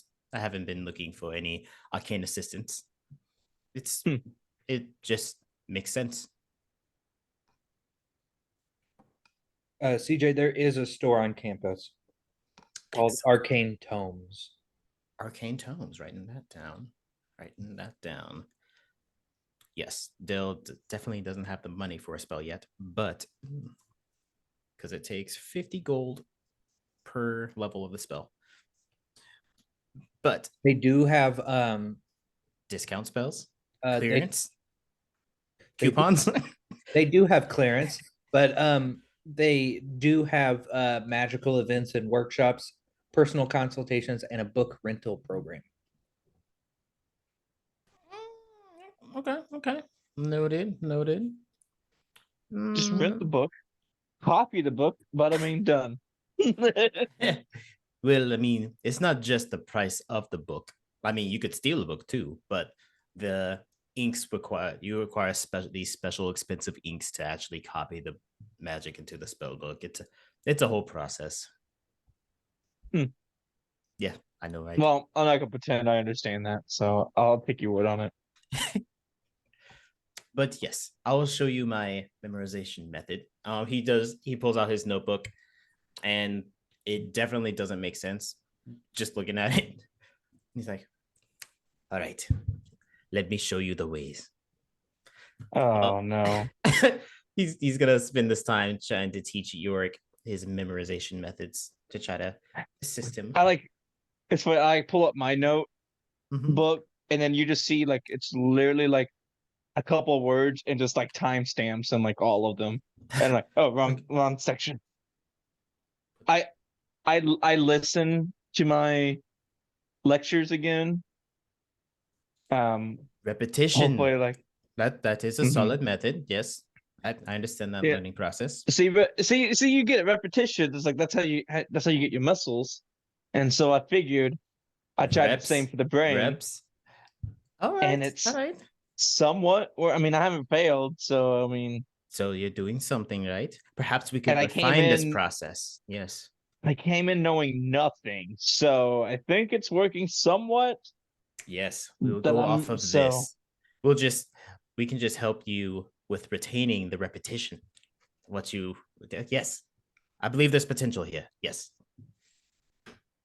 Also, do you know what it means to extend your will, make your will into a physical form? Any of these keywords sound remotely? Extend your will, make it sounds like yes, you extend your will. If you extend your wills, and it's talking about exerting a force, but not use your force, but like a physical force. So like you use your will to shape the magic. So it's not necessarily a So- written spell, so, but you're crafting right. something of your own desire. So then, the implications of this, perhaps. It's like my family's specialty, and that's what they told me. And I'm like, I don't know what that means. Like, how do you Hmm. do that? Yes. he puts he got a fresh sheet of paper. I'm like, yes, let's learn. To extend your will, so then your will, so then if it has to go to your family tree. So yes, let's go over your family history about their powers, what they did, how they extended their wills. Yeah, Perhaps I we got could go you. with yeah. I got you definitely covered for that. And like he has a whole bookshelf all the way to Oh, even he dude, has stuff yes. before Zareth, but the only thing he's gonna start Oh, from my land. Zareth, and Mm-hmm. so yeah. All right, yes, that's what we're delving into his history and trying to help him with I think extending we'll his go will. from where from what people say where it all started. So then A bunch and of then random people captured for having magic. yep. So I'll pull out the book The history. Zareth, the spell thief, and then we'll go from there. All right, Let's begin. let's cut back to our Nice. tour. Thank you. That's the word. Word is Yes. tour. Did you just take a bite out of an entire pizza? I had to cut, like, I was literally gonna call him out on it too. I was like, that is a Red Baron Supreme pizza that you just grabbed, and Mhm. Straight up living that bachelor life. Let's go. I'm like, bro, I'm a big dude, but come on. Anyway, so you step into the grand foyer, the grand hall, I mean. There's a set of magically shifting steps that connects the foyer to this spacious open area. Beautiful thick carpets adorn the floor, topped by a crimson runner that leads into the dining hall beyond. From the corner of your eye, you see a formally attired figure. This is normally the place where people would socialize while they wait for dinner. Right now, the space is occupied by a clockwork butler who is nicknamed the Earl, which paces back and forth. He's wearing a silver waistcoat, black jacket with tails, and a cravat. Yeah, he walks around and asks if anybody would like anything to drink. As you step into this grand hall, along the western wall is a massive tapestry with a small little musical note diagram right below it. Billy's gonna tap that note. Oh, he gonna tap it. No. All right. Your speaking stone speaks up. The Tapestry of Celestial Harmonies, a true masterpiece woven by elven artisans of Silverglade, holds within its intricate threads a story that transcends mortal understanding. As you gaze upon its ethereal beauty, let us delve deeper into the enchanting tale it unveils. The tapestry depicts the majestic dance of celestial bodies across the expanse of the night sky. Each thread represents a celestial entity, a star, a planet, or a constellation that has graced the heavens since time immemorial. As if imbued with a touch of magic, the tapestry captures the essence of their celestial movements, immortalizing the harmonious choreography that shapes the cosmos. At the center of the tapestry, a radiant sun bursts forth, its golden rays illuminating the celestial panorama. From this celestial nucleus, threads of light cascade outward, entwining with the celestial figures that populate the expanse. Stars shimmer and constellations twinkle, their positions meticulously woven to reflect their celestial counterparts in the night sky. As you study this tapestry, you may feel a sense of wonder and awe that washes over you. The celestial bodies seem to come alive, shimmering with a celestial luminance. You can almost hear the symphony of the cosmos, an ethereal melody woven into the very fabric of the tapestry. It is as if the elven artisans have managed to capture the essence of the heavens themselves. But the tapestry holds more than mere astronomical beauty. It whispers of deeper truths. It reminds us that just as the celestial bodies dance in harmony, so too should we seek balance and unity within our own lives. The celestial figures within the tapestry represent the interconnectedness of all things, inviting us to contemplate our place within the vast cosmic web of the weave.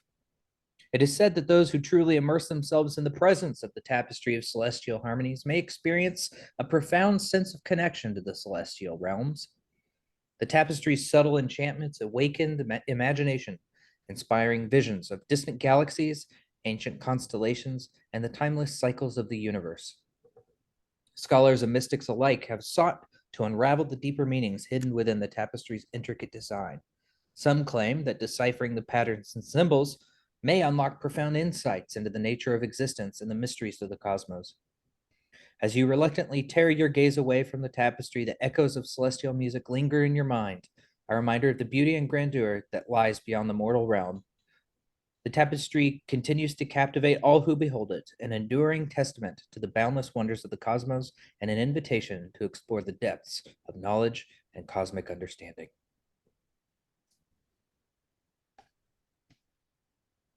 I came prepared.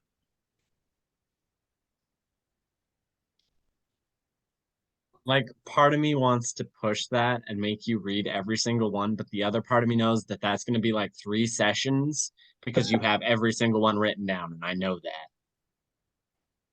I have a lot. I have let's see how many pieces. I have 7 pieces of artwork written about, and I have 6 ghost stories, as well as just a general history of Dapplewing Manor and Captain Dapplewing himself. I mean, Billy's got to get in on a few of those ghost stories. Oh, we will. Got to be done. Billy like pulls away from me his ear, and he's like, I don't know, maybe I just don't get art. I mean, it's like it's good. There's no Well, you glass don't window. hear the music of the cosmos inviting you to reflect upon the inner beauty and tranquility that's possible through. I mean, I I don't guess really get it. I'm looking at it and I'm thinking, is it really that beautiful? So I am reflecting. So like success? Well, you're not reflecting on yourself, you're reflecting on the piece. And I feel like that's not what the piece wants you to do. So maybe it's not a success. Wait, Really but like you looks at Archie know like, what the piece wants? According to this, what I got from the stone was the piece wants you to reflect on yourself and how you should be unitized. Maybe the contrast between the message in the stone and the message in tapestry is part of the artistic statement in itself. I don't know that this elf was thinking about stones when otherwise would have called a dwarf, am I right? A little race humor for you.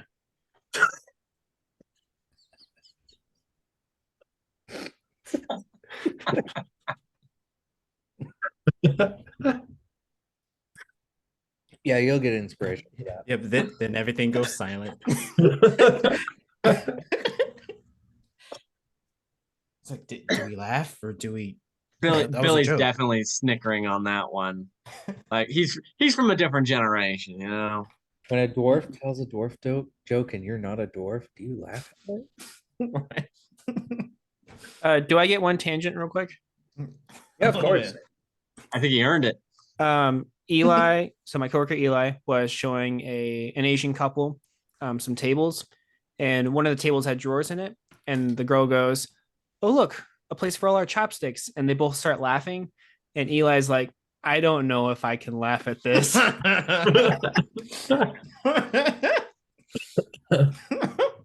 would have laughed. I would have laughed. because that's funny. That's really funny. It might not actually be a joke. Like they might collect chopsticks. And I'm like, yes, that's a great Why would place. you keep It's them perfect. all in one drawer? Why wouldn't you keep them all in one drawer? Here's my collection of priceless artifacts. They're in there. I had an uncle who collected airline barf bags. He had the second largest collection in the world. Mhm. It was just in a box in his like on the top shelf of his closet. I feel So, like you that's know. like one of the motivations for murder in one of those shows that went a lot of seasons, you know? It's like you knew that if you killed him, you would have the largest collection of airline barf bags in the world. Oh my gosh, it's actually a thing. Yeah. Over 3,700 bags from over 800 different airlines and another 10,000 spare bags. He is everything I aspire to be. His daughter was the head of the Colorado prison library system. His son did white river rafting down the Colorado River. Like that was his job to just take people down like white river rafting. Oh, that's like I've He done was a multi-millionaire, but lived in like a rundown shack because he just did not give a fuck about money. And his like millions and millions of dollars. His pride and joy is a box of airline barf bags, unused. Record. That's a good note. Yes. A collection of used ones would take considerably longer to assemble. Well, depends on how hard you work at it. Assuming they were filmed legitimately. That's Well, one. That's I mean, one it wouldn't have to legitimately- necessarily be filled by yourself. It could be filled by other people. Yeah, but that Well, I is would argue it would have to be. Like, what's the point of collecting? That's a piece of modern artwork if I've ever heard of it. Delta Airlines DL 237 barf bag filled with the containings of whatever I had eaten on that flight in particular. There we go. Good tangent, Apple, an Philip. apple. Yeah, thanks. I had a couple words in there and then everyone else. Yeah. Y'all ran with it. That's great. All right. So where else would you like to Do we see the doll yet? No, you haven't Y'all are seen it. contemplating a painting. What are you talking about? There's no doll there. Can Billy look around for the doll because he's vastly outclassed on the art talk? He's just like, it's art, y'all. What? Okay, woo, pretty. Is yeah, Archie Give me a perception like check. a spider in my pocket right now, or a skink or something? Like, did we No. ever decide what that was? He's just standing there making jokes. Oh well, I thought you were gonna so that you could, you know, leave as a spider and nobody be like, oh, you lost your friend. I'm gonna go to the bathroom. Be like, we weren't that close. All right. Well, I guess it is like me to not think of that until just now. Yeah, I was like, he was there the whole time. Well, I thought he was a spider the whole time. Spiders don't talk. Yeah, this spider is on your shoulder. Some Like, do. Yes, hi, spider. Would you like a Way to speaking stone generalize an too? entire species. No, I'm good. Thank you.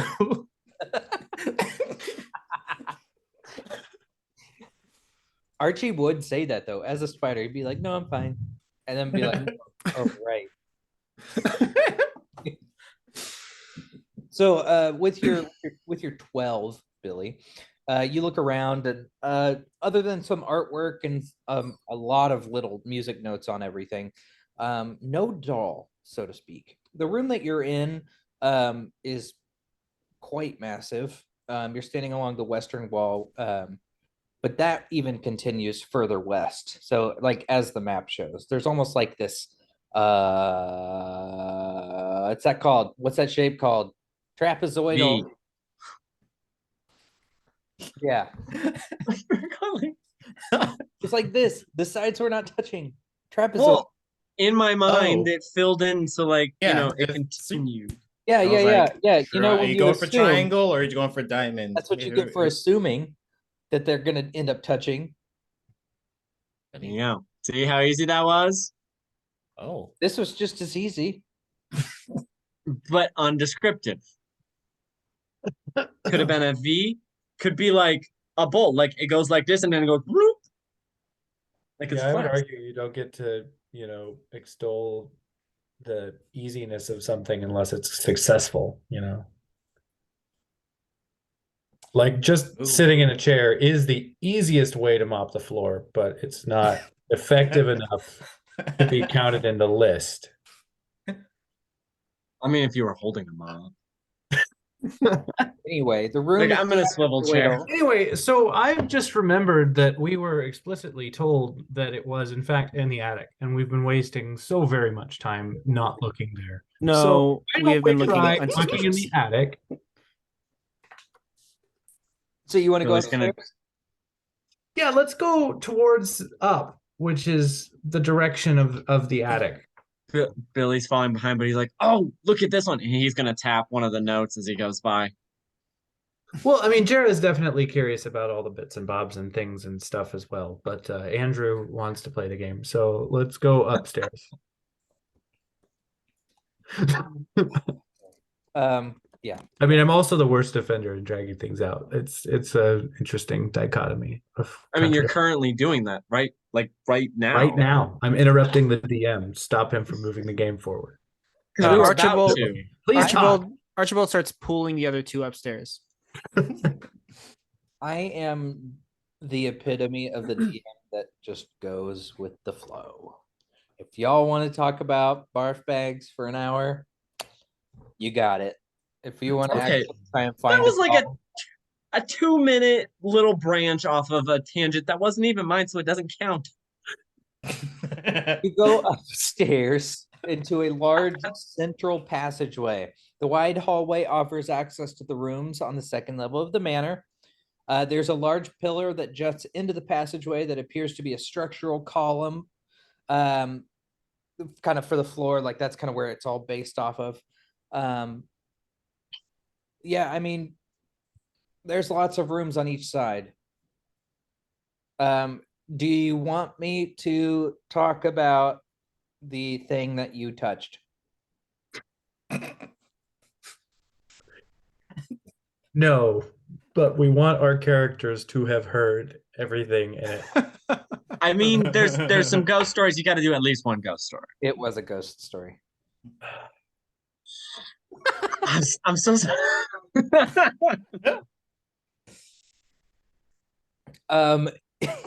Your speaking stone plays a quiet melody on like a xylophone, and this wind whispering through the trees plays. Deep within the heart of Dapplewing Manor, a hidden gem awaits those who dare venture into its mysterious depths, the Whispering Gallery. This enigmatic chamber is unlike any other, a place where whispers intertwine and secrets float in the air like ethereal mists. As you step into the gallery, let us unravel the tales of this captivating realm. The Whispering Gallery is a chamber of breathtaking beauty, adorned with ornate arches and walls crafted from polished marble. Its design, reminiscent of ancient elven architecture, enhances the chamber's mystical ambiance. Soft, diffused light bathes the space, casting gentle shadows that seem to dance along the delicate carvings that adorn the wall. But it is not the architectural grandeur that sets this gallery apart. And you hear like chains, like ghost chains, play in the background. It is the acoustics that make it truly extraordinary. As soon as you enter, you notice a peculiar phenomenon. The slightest whisper uttered in this chamber takes on a life of its own. The sound waves reverberate and weave through the space, creating an intricate tapestry of murmurs that resonate and intermingle. These whispered conversations, both past and present, merge together in a harmonious chorus. The gallery becomes a vessel for the accumulated wisdom and knowledge shared within its sacred confines. Scholars, philosophers, and thinkers from all walks of life, present and past, seem to converge in this ethereal soundscape, their voices a testament to the pursuit of understanding and enlightenment. Each corner of the Whispering Gallery holds a story, a secret longing to be discovered, whispers of forgotten languages, debates on philosophical quandaries, and fragments of ancient wisdoms cascade through the air.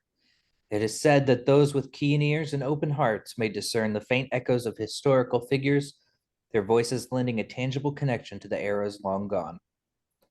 Visitors have reported profound experiences within the Whispering Gallery.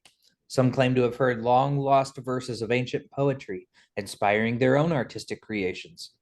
Others speak of receiving sudden insights and revelations, as the very air within the gallery possesses a transformative power, unlocking doors to hidden realms of knowledge. But the true allure of the Whispering Gallery lies in its ability to foster connection. As visitors engage in hushed conversations, their words take on a profound significance. Whispers of personal stories, dreams, and aspirations merge into the collective chorus, forging bonds between kindred spirits and uniting seekers of wisdom and understanding. The gallery serves as a sanctuary for contemplation and introspection. Here, one can find solace amidst the gentle symphony of thoughts and reflections. It is a place where ideas take flight, where the veil between imagination and reality becomes thin, and where the boundaries of knowledge expand. As you reluctantly bid farewell to the Whispering Gallery, its lingering whispers continue to resonate within your being. The voices, like tiny fragments of eternity, whisper of the endless possibilities that lie within the pursuit of knowledge and the power of shared wisdom. Remember, dear traveler, that the secrets of the Whispering Gallery are boundless. Return often, listen attentively, and let the whispers of the past guide you on your journey of discovery, for within this mystical chamber, the echoes of the past and the dreams of the future interweave, creating an ever-evolving symphony of existence. Okay, I kind of want to like chill in that room for a few hours. I mean, we can at least go like whisper stuff. Maybe after we look upstairs. Billy, as you pass through, you hear a whisper say, "You are going bald. It's okay." I'm not. He's like looking around. While he's looking around, does he see any cameras? Because we were told there were sweeping cameras. So now he's looking, but he's, seeing who's telling him he's going bald. There is one camera in the northern portion of the room that is facing south and sweeping just back and forth. If you're looking at the map itself, on the first floor, do you guys see the numbers C4, C5, C7, all that stuff? Mm-mm. No? No. Okay. I just wanted to make sure whether or not you can see that or if it was just on mine. This room was the room that you were just in. So you were heading up these stairs and you come upstairs to this point, and you're staring east down the hall. Now it is 8:30, which does mean that some people need to put their children to bed. So we will return in, let's say, like 6-7 minutes, 20, 35-ish. Sweet. Sounds good. Dell and York.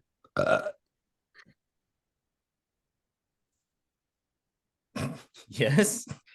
Was that the Dungeon former? Master. Was that a question or? It was a prompt.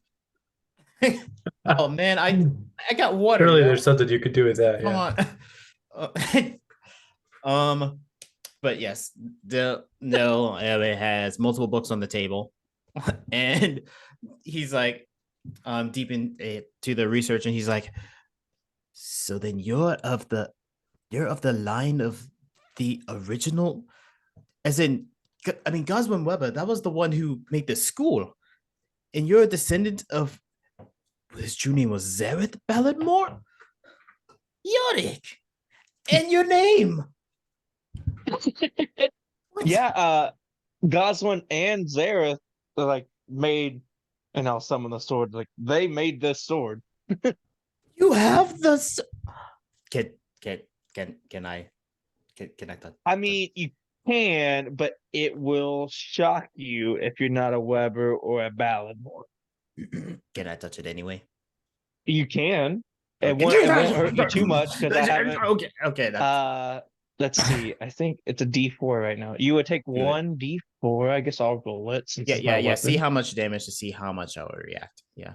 I love how like Uh-huh. nearly impossible it would be for you to trace your ancestry back 800 years. That would be like somebody today going like, "Yeah, my name's Genghis Khan Hunter. I'm from the original Uh, Genghises." Aren't we all Genghis Khans now? Exactly. I mean, if you're even kind of Asian, probably. So that's you a take 3 3. thunder that damage. All right. So yeah, so he's like, I mean, lightning damage. Sorry, lightning damage. That's This is amazing discovery, Yorick.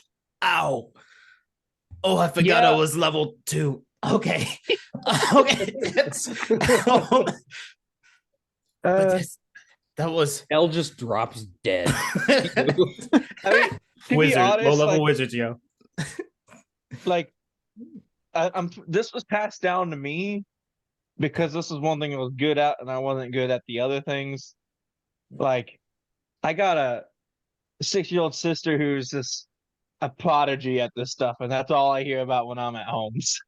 I see. So I Yes. think they gave me more of this so they can say, "See, my son, he's good at something."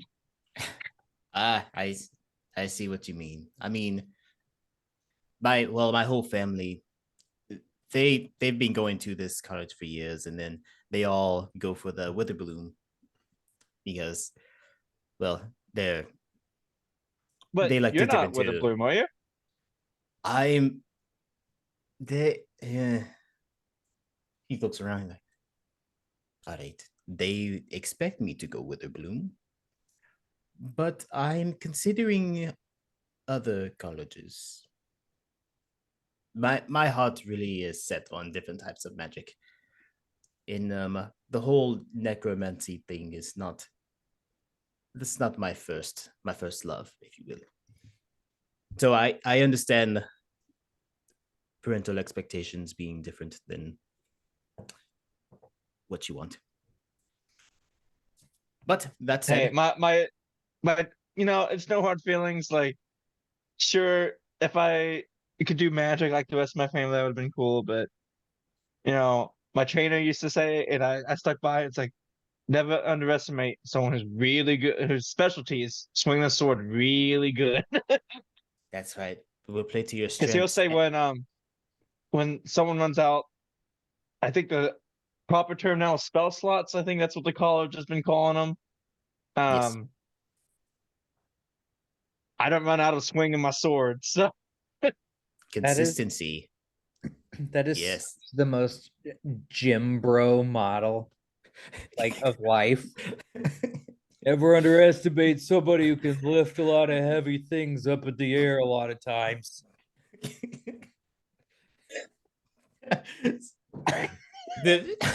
Yes. I mean, honestly, you probably shouldn't. yeah, that was actually my thought was like, Yes. But yes, we play to your strengths, and perhaps while you're here, you can learn a lot about how magic works. So then, when you come up against another caster, you know what you're fighting against. You understand the process, so you can defend yourself and go for their weak points.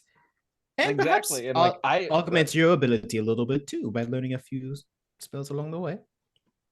I was like, when I first before I came here, I couldn't even do a little lightning bolt, and I'll shoot one through my finger, and Ah, that comes, mhm. and that typically comes natural to my family apparently, but I Yep. just It would seem, which means you have power lurking within you. You just need to find out how to use your will to draw it out. apparently like just sending me some yada yada yada that yes, this blade is magical, but Mhm. apparently I can release more of it, but I don't know about that. It's a blade Don't, that, shocks. I know that for sure. But oh no, as I read the don't stories discard of it. what the blade did, Hmm. I mean, it makes sense. So, Yes. I mean, we hear of the legendary battle between Yorick and Zareth. Like, you could hear Yes. thunderstorms during their clashes. So, So there's obviously power there. It could be in your blood. It could be in the blade. I think, yes. We'll do some research, and then you need a training montage, is what you need. But yes, we should wait until everyone gets back from their tour, though. It's probably like a 30-minute tour, though. Tours aren't usually that long. Speaking of tours, thank you for the segue, Dell. Jared, Archie, and Billy, you are in the second level of Dapplewing Manor. You're looking down a long hallway. There's a lot of different doors. What do you want to do? I would like to look around for cameras. Okay. Yeah, go ahead and honestly, I don't even really think it takes a perception check. I think your PP does enough. Well, thank you. You have one camera. I'm glad somebody does. Oh.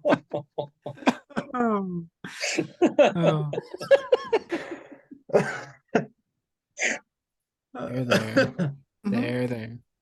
Anyway, there is one camera on each end of the hall, one on the west side, one on the east side. They are both facing down toward the center of the hall. They do seem to swing, though. They pan from side to side. So they're going to look all the way into the far corners north, and they're going to look back down the stairways by where they are. And then they'll keep looking down the hallway. So they kind of sweep back and forth.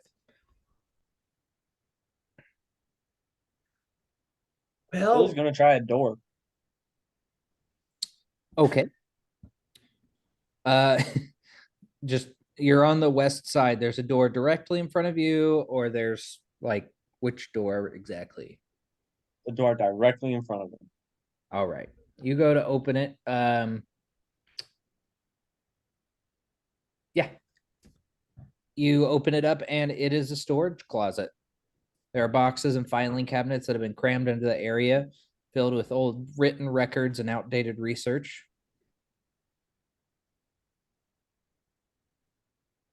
how Billy many closes floors are the there? door. Huh? How many floors are there? Technically 3, the third floor being the attic, but So we're already looking for a staircase ladder situation. yes.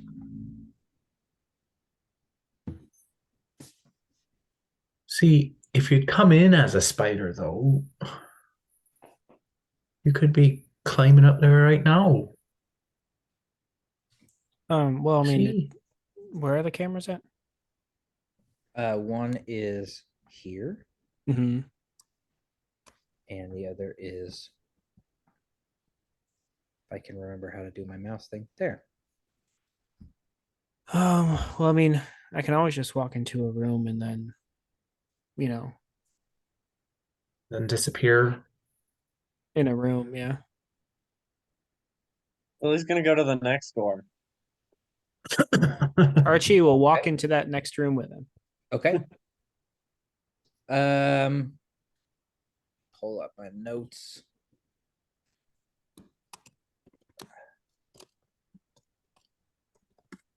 Sorry, I'm pulling everything up.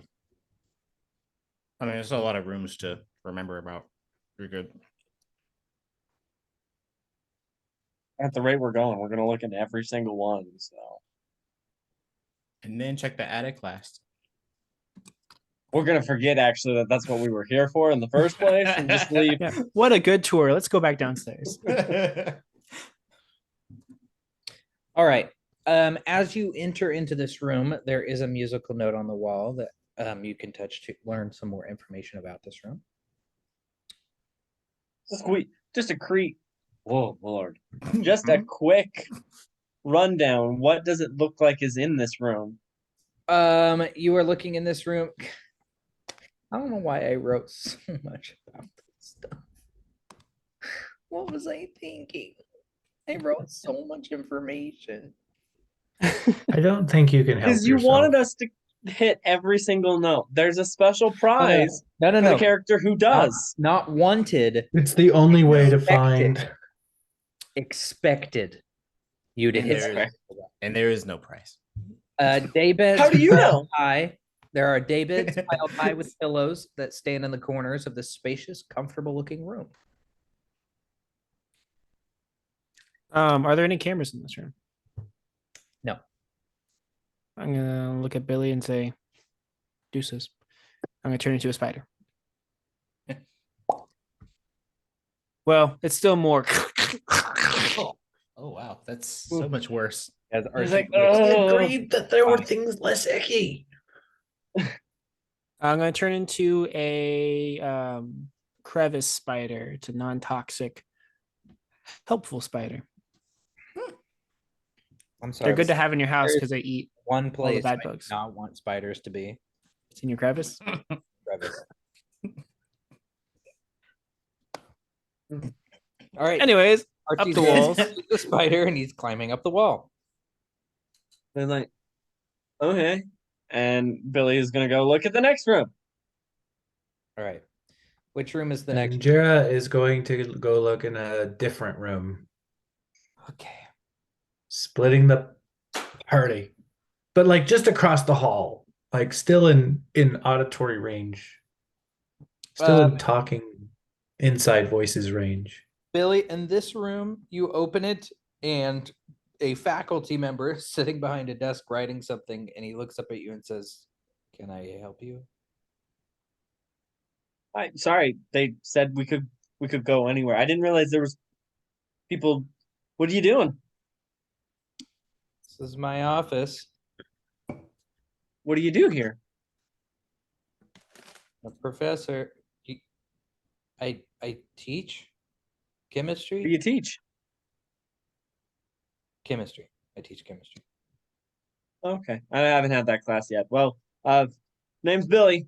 Sorry to interrupt. Are all these rooms gonna be like I'm just looking for notes, and he holds up his stone like notes. Yeah, the rooms on this side of the hall, they're all faculty rooms. Ooh, sorry about that. And No, Billy just like closes the door. I probably should have just let.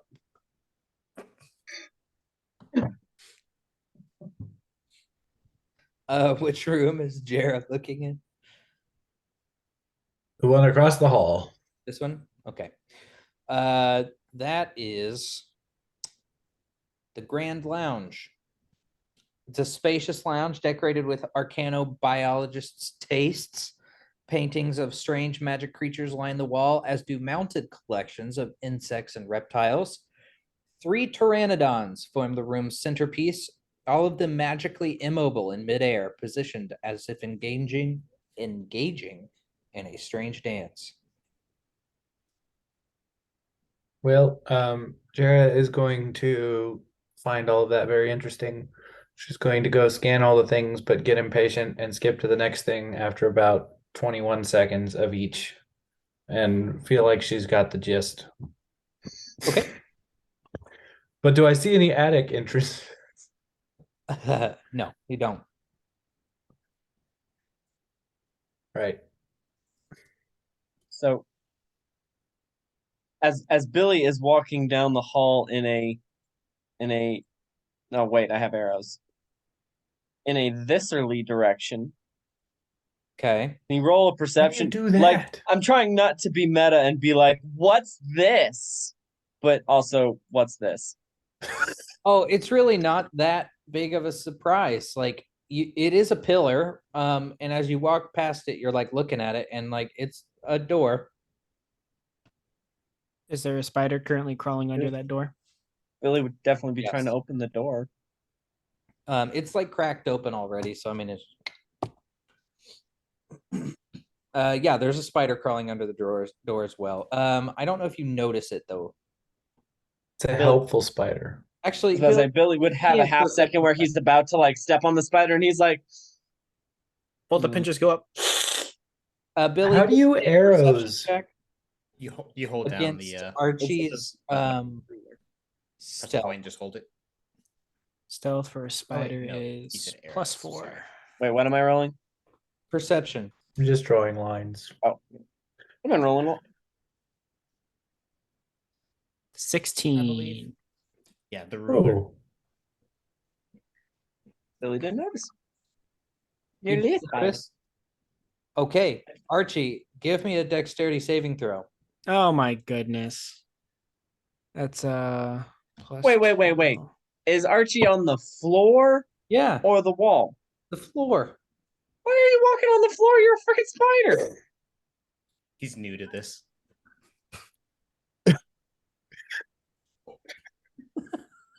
What I is feel the like that would point just of be being the- a spider Uh if you're going to walk on the floor?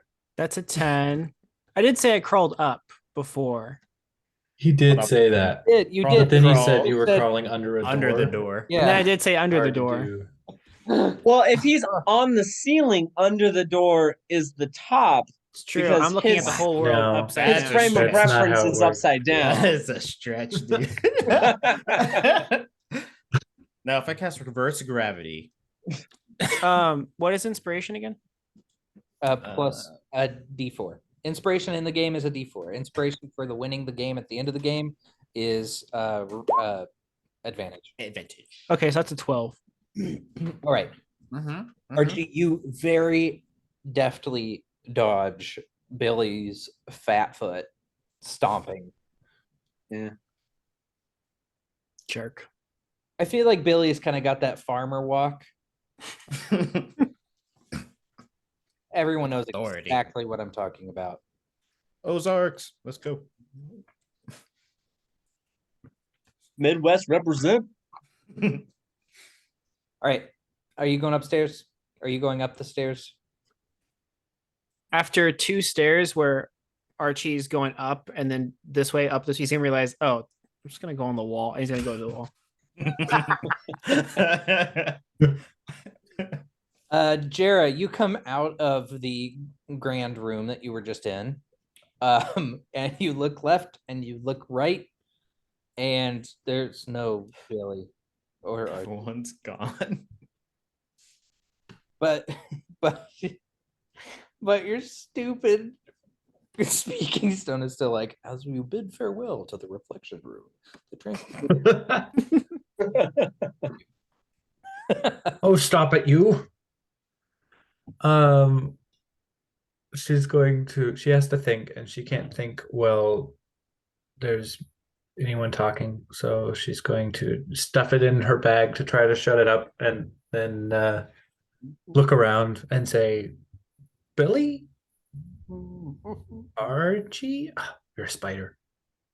Archie? Dell? Anyone? Yes.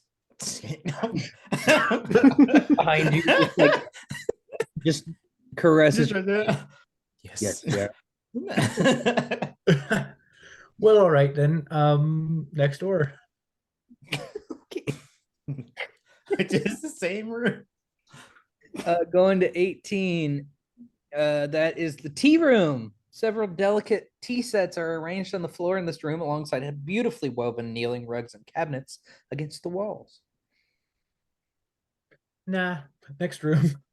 The dinosaurs were far more interesting. The next room is student storage. It's a storeroom filled with loose parchment, books, and misfiled paperwork. In the center of the room, 2 crates containing ink jars have been knocked over. A mishap that faculty members intend to program the Earl downstairs to clean up. The ink seems to be moving. It seems to be moving. Yes. Could you elaborate on how the ink seems to be moving? Would you like to take a closer look? Sure, I'll take a closer look. All right. Yorick and Dell, Mhm. what are y'all doing? Why would that be relevant?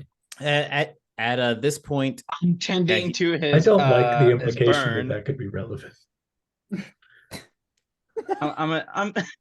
I'm tending to his electrical burn real quick. yeah, he just has like my hand just over there, and he's like, "All right." So I think I have a firm grasp on his history and kind of where you're coming from. Bad place to pause your sentence.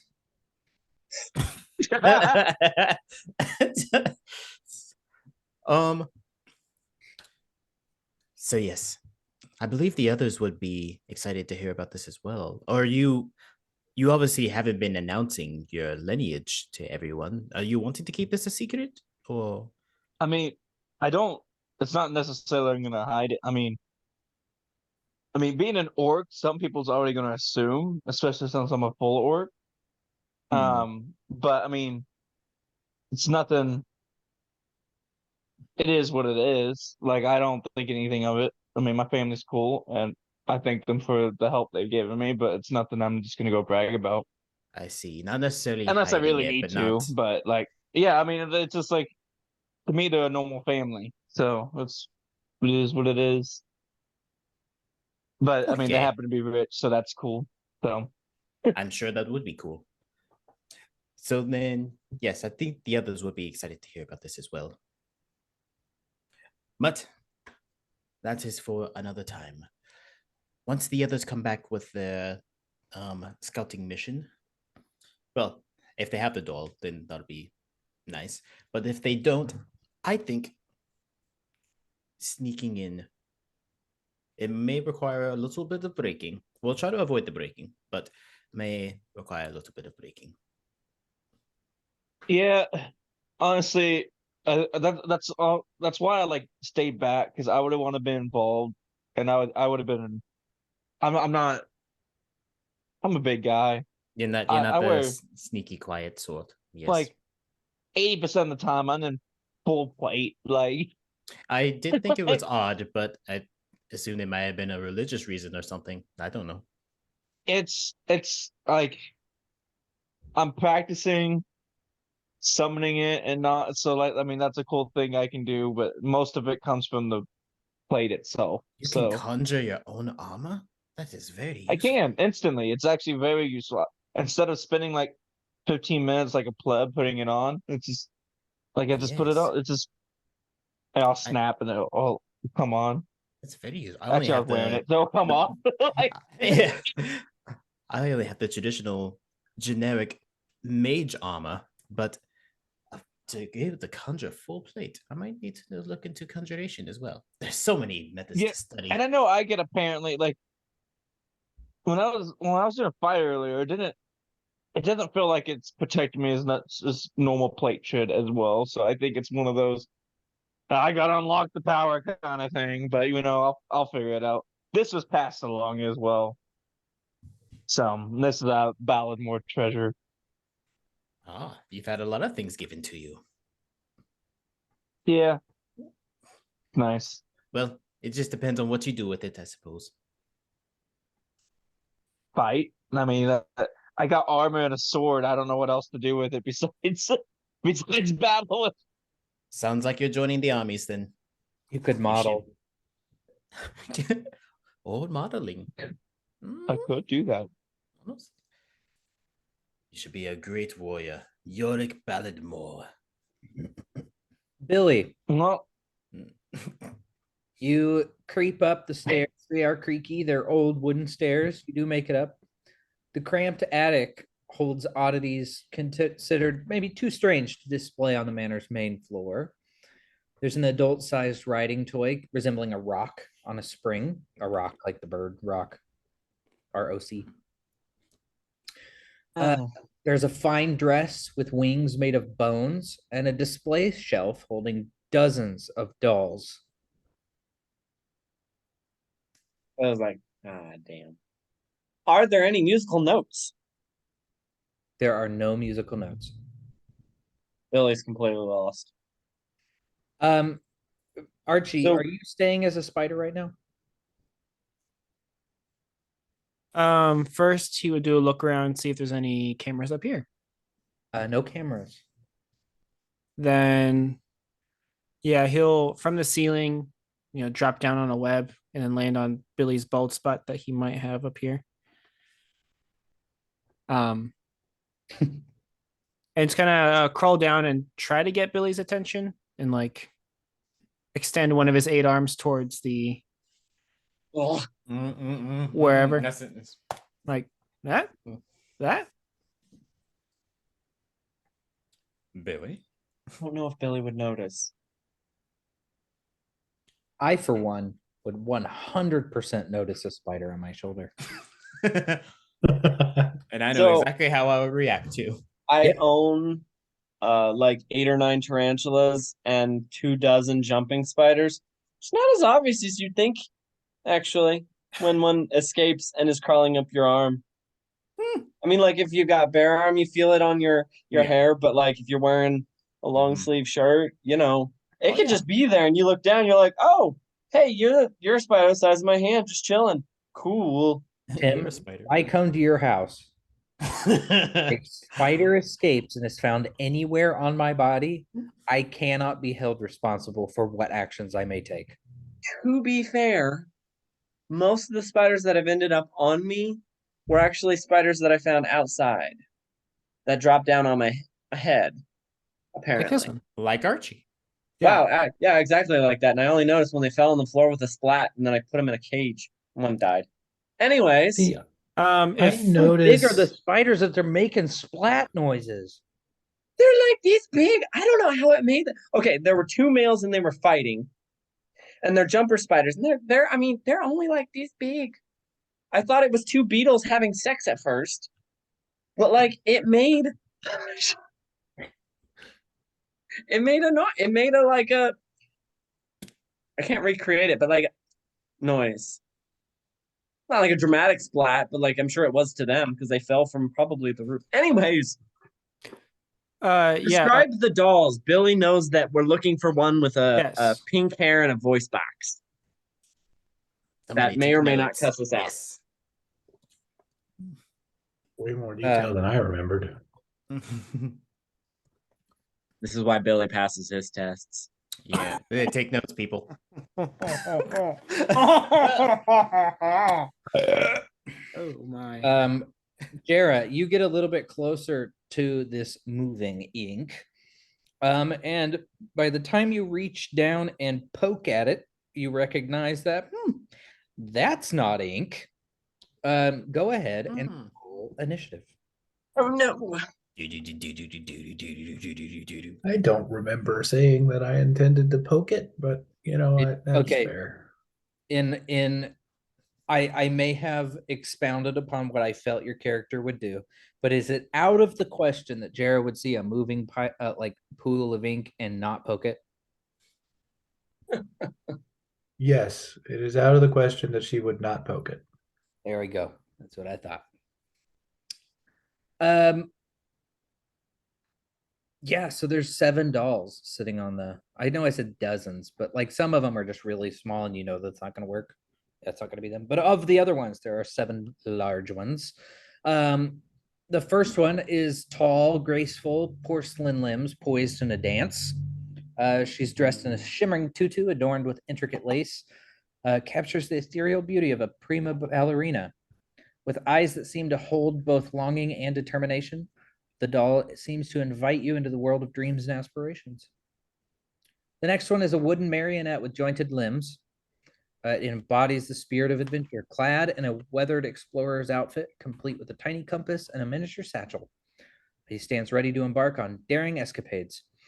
The gleam in his eyes hints at the untold tales of courage and discovery that lie within its stitched heart. The third is more than likely the one that you're looking for. It's a pink-haired doll, small, beaten up, ragged. And it has a string that it seems to be holding in its hand, like a string with a little pull tab on it that it's holding in its little hands. It has a stitched on smiley face and button eyes. The next is dressed in a dapper suit and sporting a neatly groomed mustache, exuding an air of sophistication. Its porcelain face bears a calm and courteous expression, as if ready to engage in polite conversation. In his hands, he holds a tiny pocket watch, forever marking the passage of time in the realm of the attic. The next has flowing auburn hair and a radiant smile, capturing the essence of creativity and inspiration. Dressed in a painter's smock splattered with colorful strokes, she holds a tiny brush and palette, forever ready to bring dreams to life upon canvas. Her expressive eyes seem to hold the spark of artistic passion, beckoning the artist within each of us. The next is a small harlequin doll, standing atop of a miniature stage, his fingers gracefully poised on a tiny violin. His colorful costume mirrors the vibrancy of his melodies, as if he were ready to serenade the attic with his enchanting tunes. The mischievous glint in his eyes suggests a playful spirit, inviting all who encountered him to dance to the rhythm of life. And finally, there's a plush teddy bear with well-loved fur, embodies warmth and comfort. Despite her worn appearance, her button eyes hold a steadfast gaze, as if she watches over the attic and all who enter. With her open arms and kind smile, she offers solace to those seeking refuge in the realms of imagination, reminding them that even in the quiet corners, there's love and protection. With that description, I'm assuming, Billy feels some of that. He is going to go up first to the auburn-haired, the fifth doll, which was Okay. the creative one, the artiste. Sure. As you take a step forward and you reach your hand out to touch it, a crinkling sound appears or emanates from behind you. Archie, are you still a spider? Oh yeah. Okay. Both of you roll initiative. All right. Let's go ahead and pull this up and let me show you what I see. See what I see. Do you hear what I Woof. hear? A star. Wait. What's the line? All I know is do you hear what I hear? A child sleeping in the night. Which makes no sense. Yeah, Was an odd choice of words for that song, but whatever, it works. Tobias Johansson is with Jera. That is where he Oh went. yeah, there was a frog. All right, Or let's toad. see who else is in here. Jera is here. She's gonna add a turn. Billy is here. He's gonna add a turn. And Archie. All right. So let's see. What do we all get? 11. Did you But- use your spider initiative? Oh, Mm-hmm. spider initiative. Oh no, wait, I take that back. With wild shape, it takes the best of either. Oh, the best? Yes. Nice. Oh, then my other rolls were probably a little higher. Maybe. So I got an 11 for you though. Yeah, 11. Okay. Not an 11. There we go. Okay. All right. Descending. Perfect. Wow. All of the bad guys go first. As is just the classic way of going. So this ink is not ink, as you soon quickly find out, Jera. They are gray oozes. I do want you to remember that I did write this for Yeah.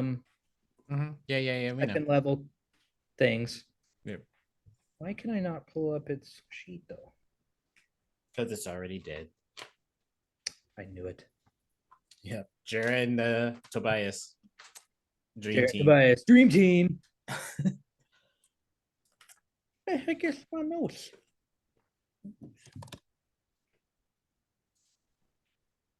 Well, I guess I'm gonna pop it up right here. Billy, On. is that a -1 to initiative? Don't worry about it. Buddy. He's not a young whippersnapper anymore. He don't move like he used to. I'm just between that and the balding. I'm sorry, buddy. At least you have your mind. You have your mind. That makes me feel so much better. I have a 0 in Dex, which feels so weird. Mhm. Yeah. I Mhm. But- kind of hated making his build, but like he's old. He don't move fast. I was like, He's I also need not like strength, 40. I need constitution, I need charisma. I didn't roll 4 good stats. Like I had to dump the Dex. Okay. And I'm 30. I guess realistically, soon I to could be a Dex like fighter. IRL. Yeah. And I have probably like a 0 or -1 to Dex right now. So like another decade from now, All right. I'll be lucky to it's still gonna be alive. It's going to take one hit. Each of them are going to take one hit since they're both going to go before you. One to Jera and one to Tobias. Tobias.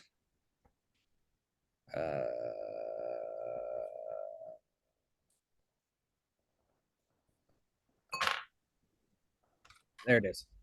I couldn't find the roll. It's like wait for oh Oof. Oof. yeah. Those are both going to hurt. So Uh-huh. the first one was to Jera. The second one was Tobias. This might be Tobias's end. Gonna be, Tobias has 1 hit point. yeah. So there's literally oh my nothing he can gosh. This can't be. for gray ooze. I mean, don't mess with gray oozes, yo. Yeah, I guess. Well, this is gonna suck. So Maybe as a protector, I probably should have been there, but YOLO. Jera, you're gonna take On a tour? four Why would you need to bludgeoning go- damage. I literally told them to not die. Like, if they And die, they just didn't listen. seven acid damage. Is that gonna kill you? No. Okay. Yay. And then for our friend Tobias, I mean, he Seven. Da, da, da. 7 plus. I rolled 2 6. Da, da, da. 14. Okay, and the rule is you don't auto die unless it's 15 times your max HP, right? So 14 is safe.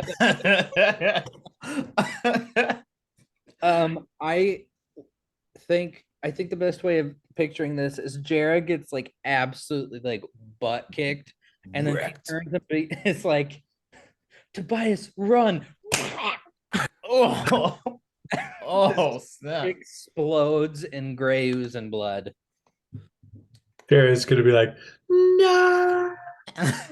Billy, slow go ahead motion. and give me a perception check real quick.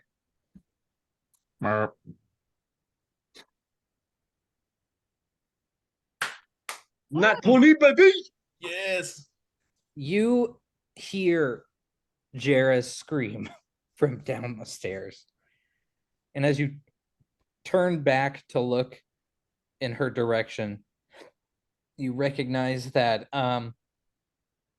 it's the dress that made that noise. The dress is some sort of construct and has come alive and is coming at you. And it is going to take a attempt on your life. It's gonna take a kill you move. Gonna try and You guys aren't listening to York very well. it's gonna punch you. It's gonna punch you twice in the mouth.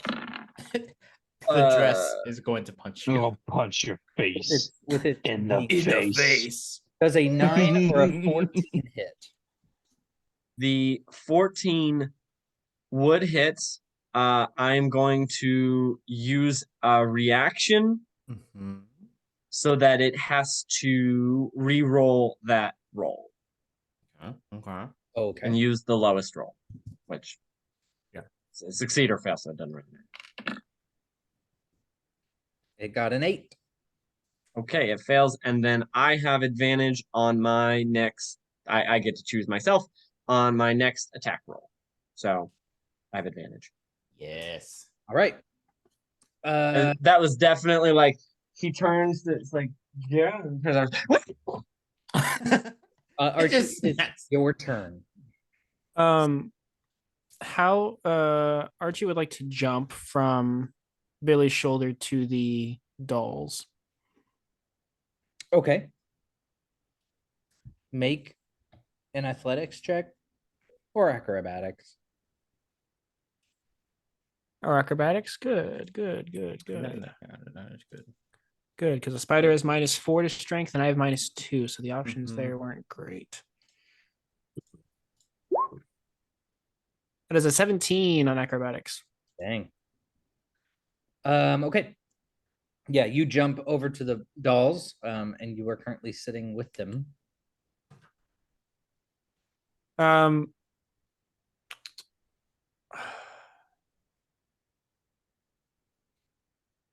Archie will go to the one they're gonna take and like,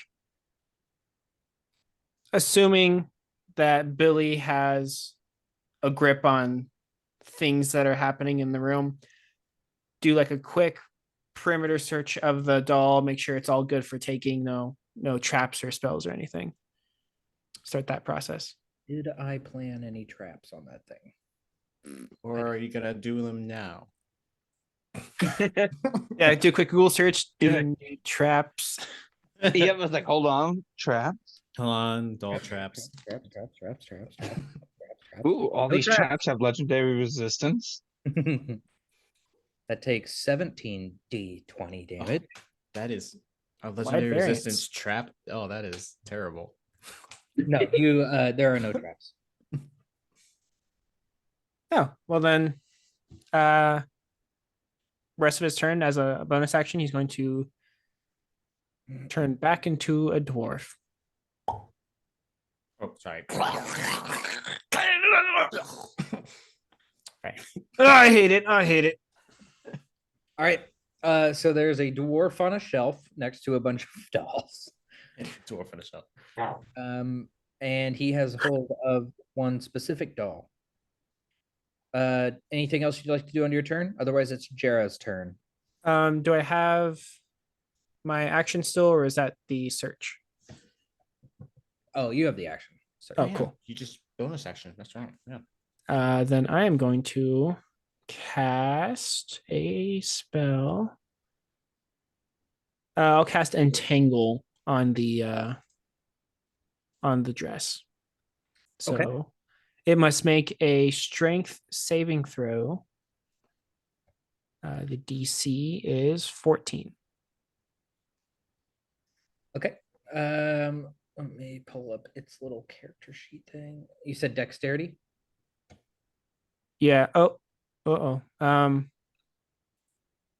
A creature in the area when you cast a spell must succeed on strength saving throw. Does that include everybody in the area? Sprout from the ground in a 20-foot square starting from a point within range. For the duration, these plants turn the ground into difficult terrain. A creature in the area, when you cast a spell, must succeed in a strength saving throw. Yes, that is all creatures. Yeah. It doesn't. All right. Doesn't specify. Sorry, Billy. Yeah. So dexterity for it got Oh, dexterity. Oh wait, no, Billy's safe. If this is accurate, Billy is safe. it is not accurate because it just punched him, so it's 5 feet away from him. Sorry, Billy. It's a strength saving throw.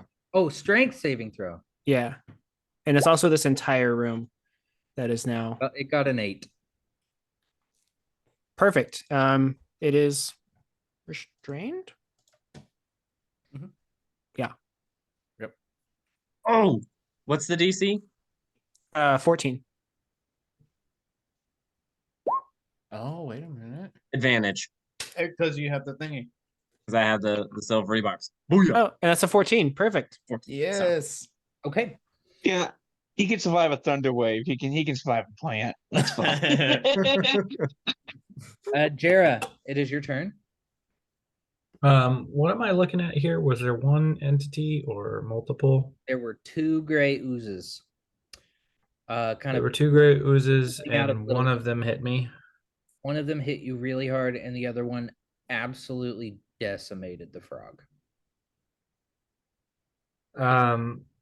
Jera is going to. Oh yeah, I guess technically I didn't get knocked prone, right? No. Okay, well, Jera is going to run away.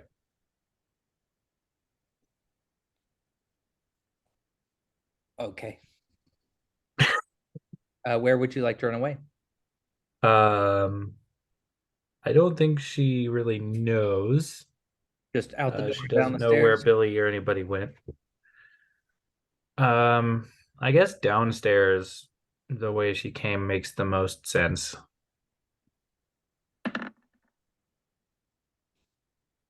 Does a 16 hit? Excuse me, did you say that they were within my One- range? One of One them attacked hit- you. One of them hit you. Oh, okay. You described me getting knocked back, and I think you were flavor texting. But yeah, I'll totally disengage because that's a thing I can do since I'm not attacking. Was really nervous. CJ was also really nervous. He Thought got- on his face. yeah, I'm like, I think that was implied in the one away run away, actually. But okay. Oh. mm. Anyway, you disengage. All things are good. Well, except for, the frog being dead and all. But yeah, you disengage, you run down the stairs. All things are not good, Jonathan. Things are very not good. Okay. Billy, it's your turn. Where is Archie on the map? Over here? Archie is like right. What? Where's Archie? Where'd he go? Oh. Never been there. What the- I've never been. How did I Yeah, only move Billy up there? He's right there. Yeah, And- Well, Jared's not Billy here actually either. moved Billy up there. How did he Ah, do that's that? why. Ah. And Okay, so Jared he's- is currently like down the stairs. You see he's So this is like the shelf right here where all the other dolls are. yes. Okay. Okay. Yeah, no, Billy'd still do it. He is going to pocket sand in a viscerally direction. So my cone is like that. So as to not hit, Okay. dwarf on the shelf. Yeah. So that is I forget what it is. I know this. I just had it up. Dex save. Dex save. Okay. Which I think it might fail. Creature has disadvantage on dex saves. Okay.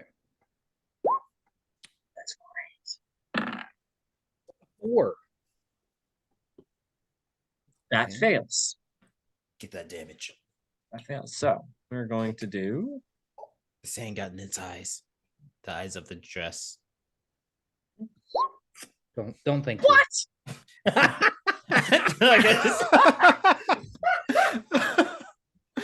Oh my Three gosh. 6s or 3d6s and 3 1s. I mean, statistically, I feel like I should get a bonus d6 for how uncommon that is. He went for the head and realized it was a dress. Okay. I just say it feels good being on this side. Like Now you know how we feel all the time, Donald. I gotta take a picture of that. That is impressive, man. Okay, well, that's my turn. Anything else you want to do? I can't disengage. I don't mess with it. I can't do anything else. So no. I set anything on fire. Like I know I'm not it, but some other stuff I can set it on fire. All right, that brings us back to the top of the round and the end of tonight's episode. Hmm. Good. So we're gonna leave on a high note. Jara just about got absolutely demolished by. Well, Jara, how many health points do you have? 7. Okay. 7. Oh, 7 left. Yeah. Oh my goodness, that's more than I thought you did, which is good because Yeah. I hit you kind of hard, or than I was expecting. to. Jera has 18 HP. She's a tough little She has 2 more than me. halfling. Yeah, that's where we're gonna end tonight.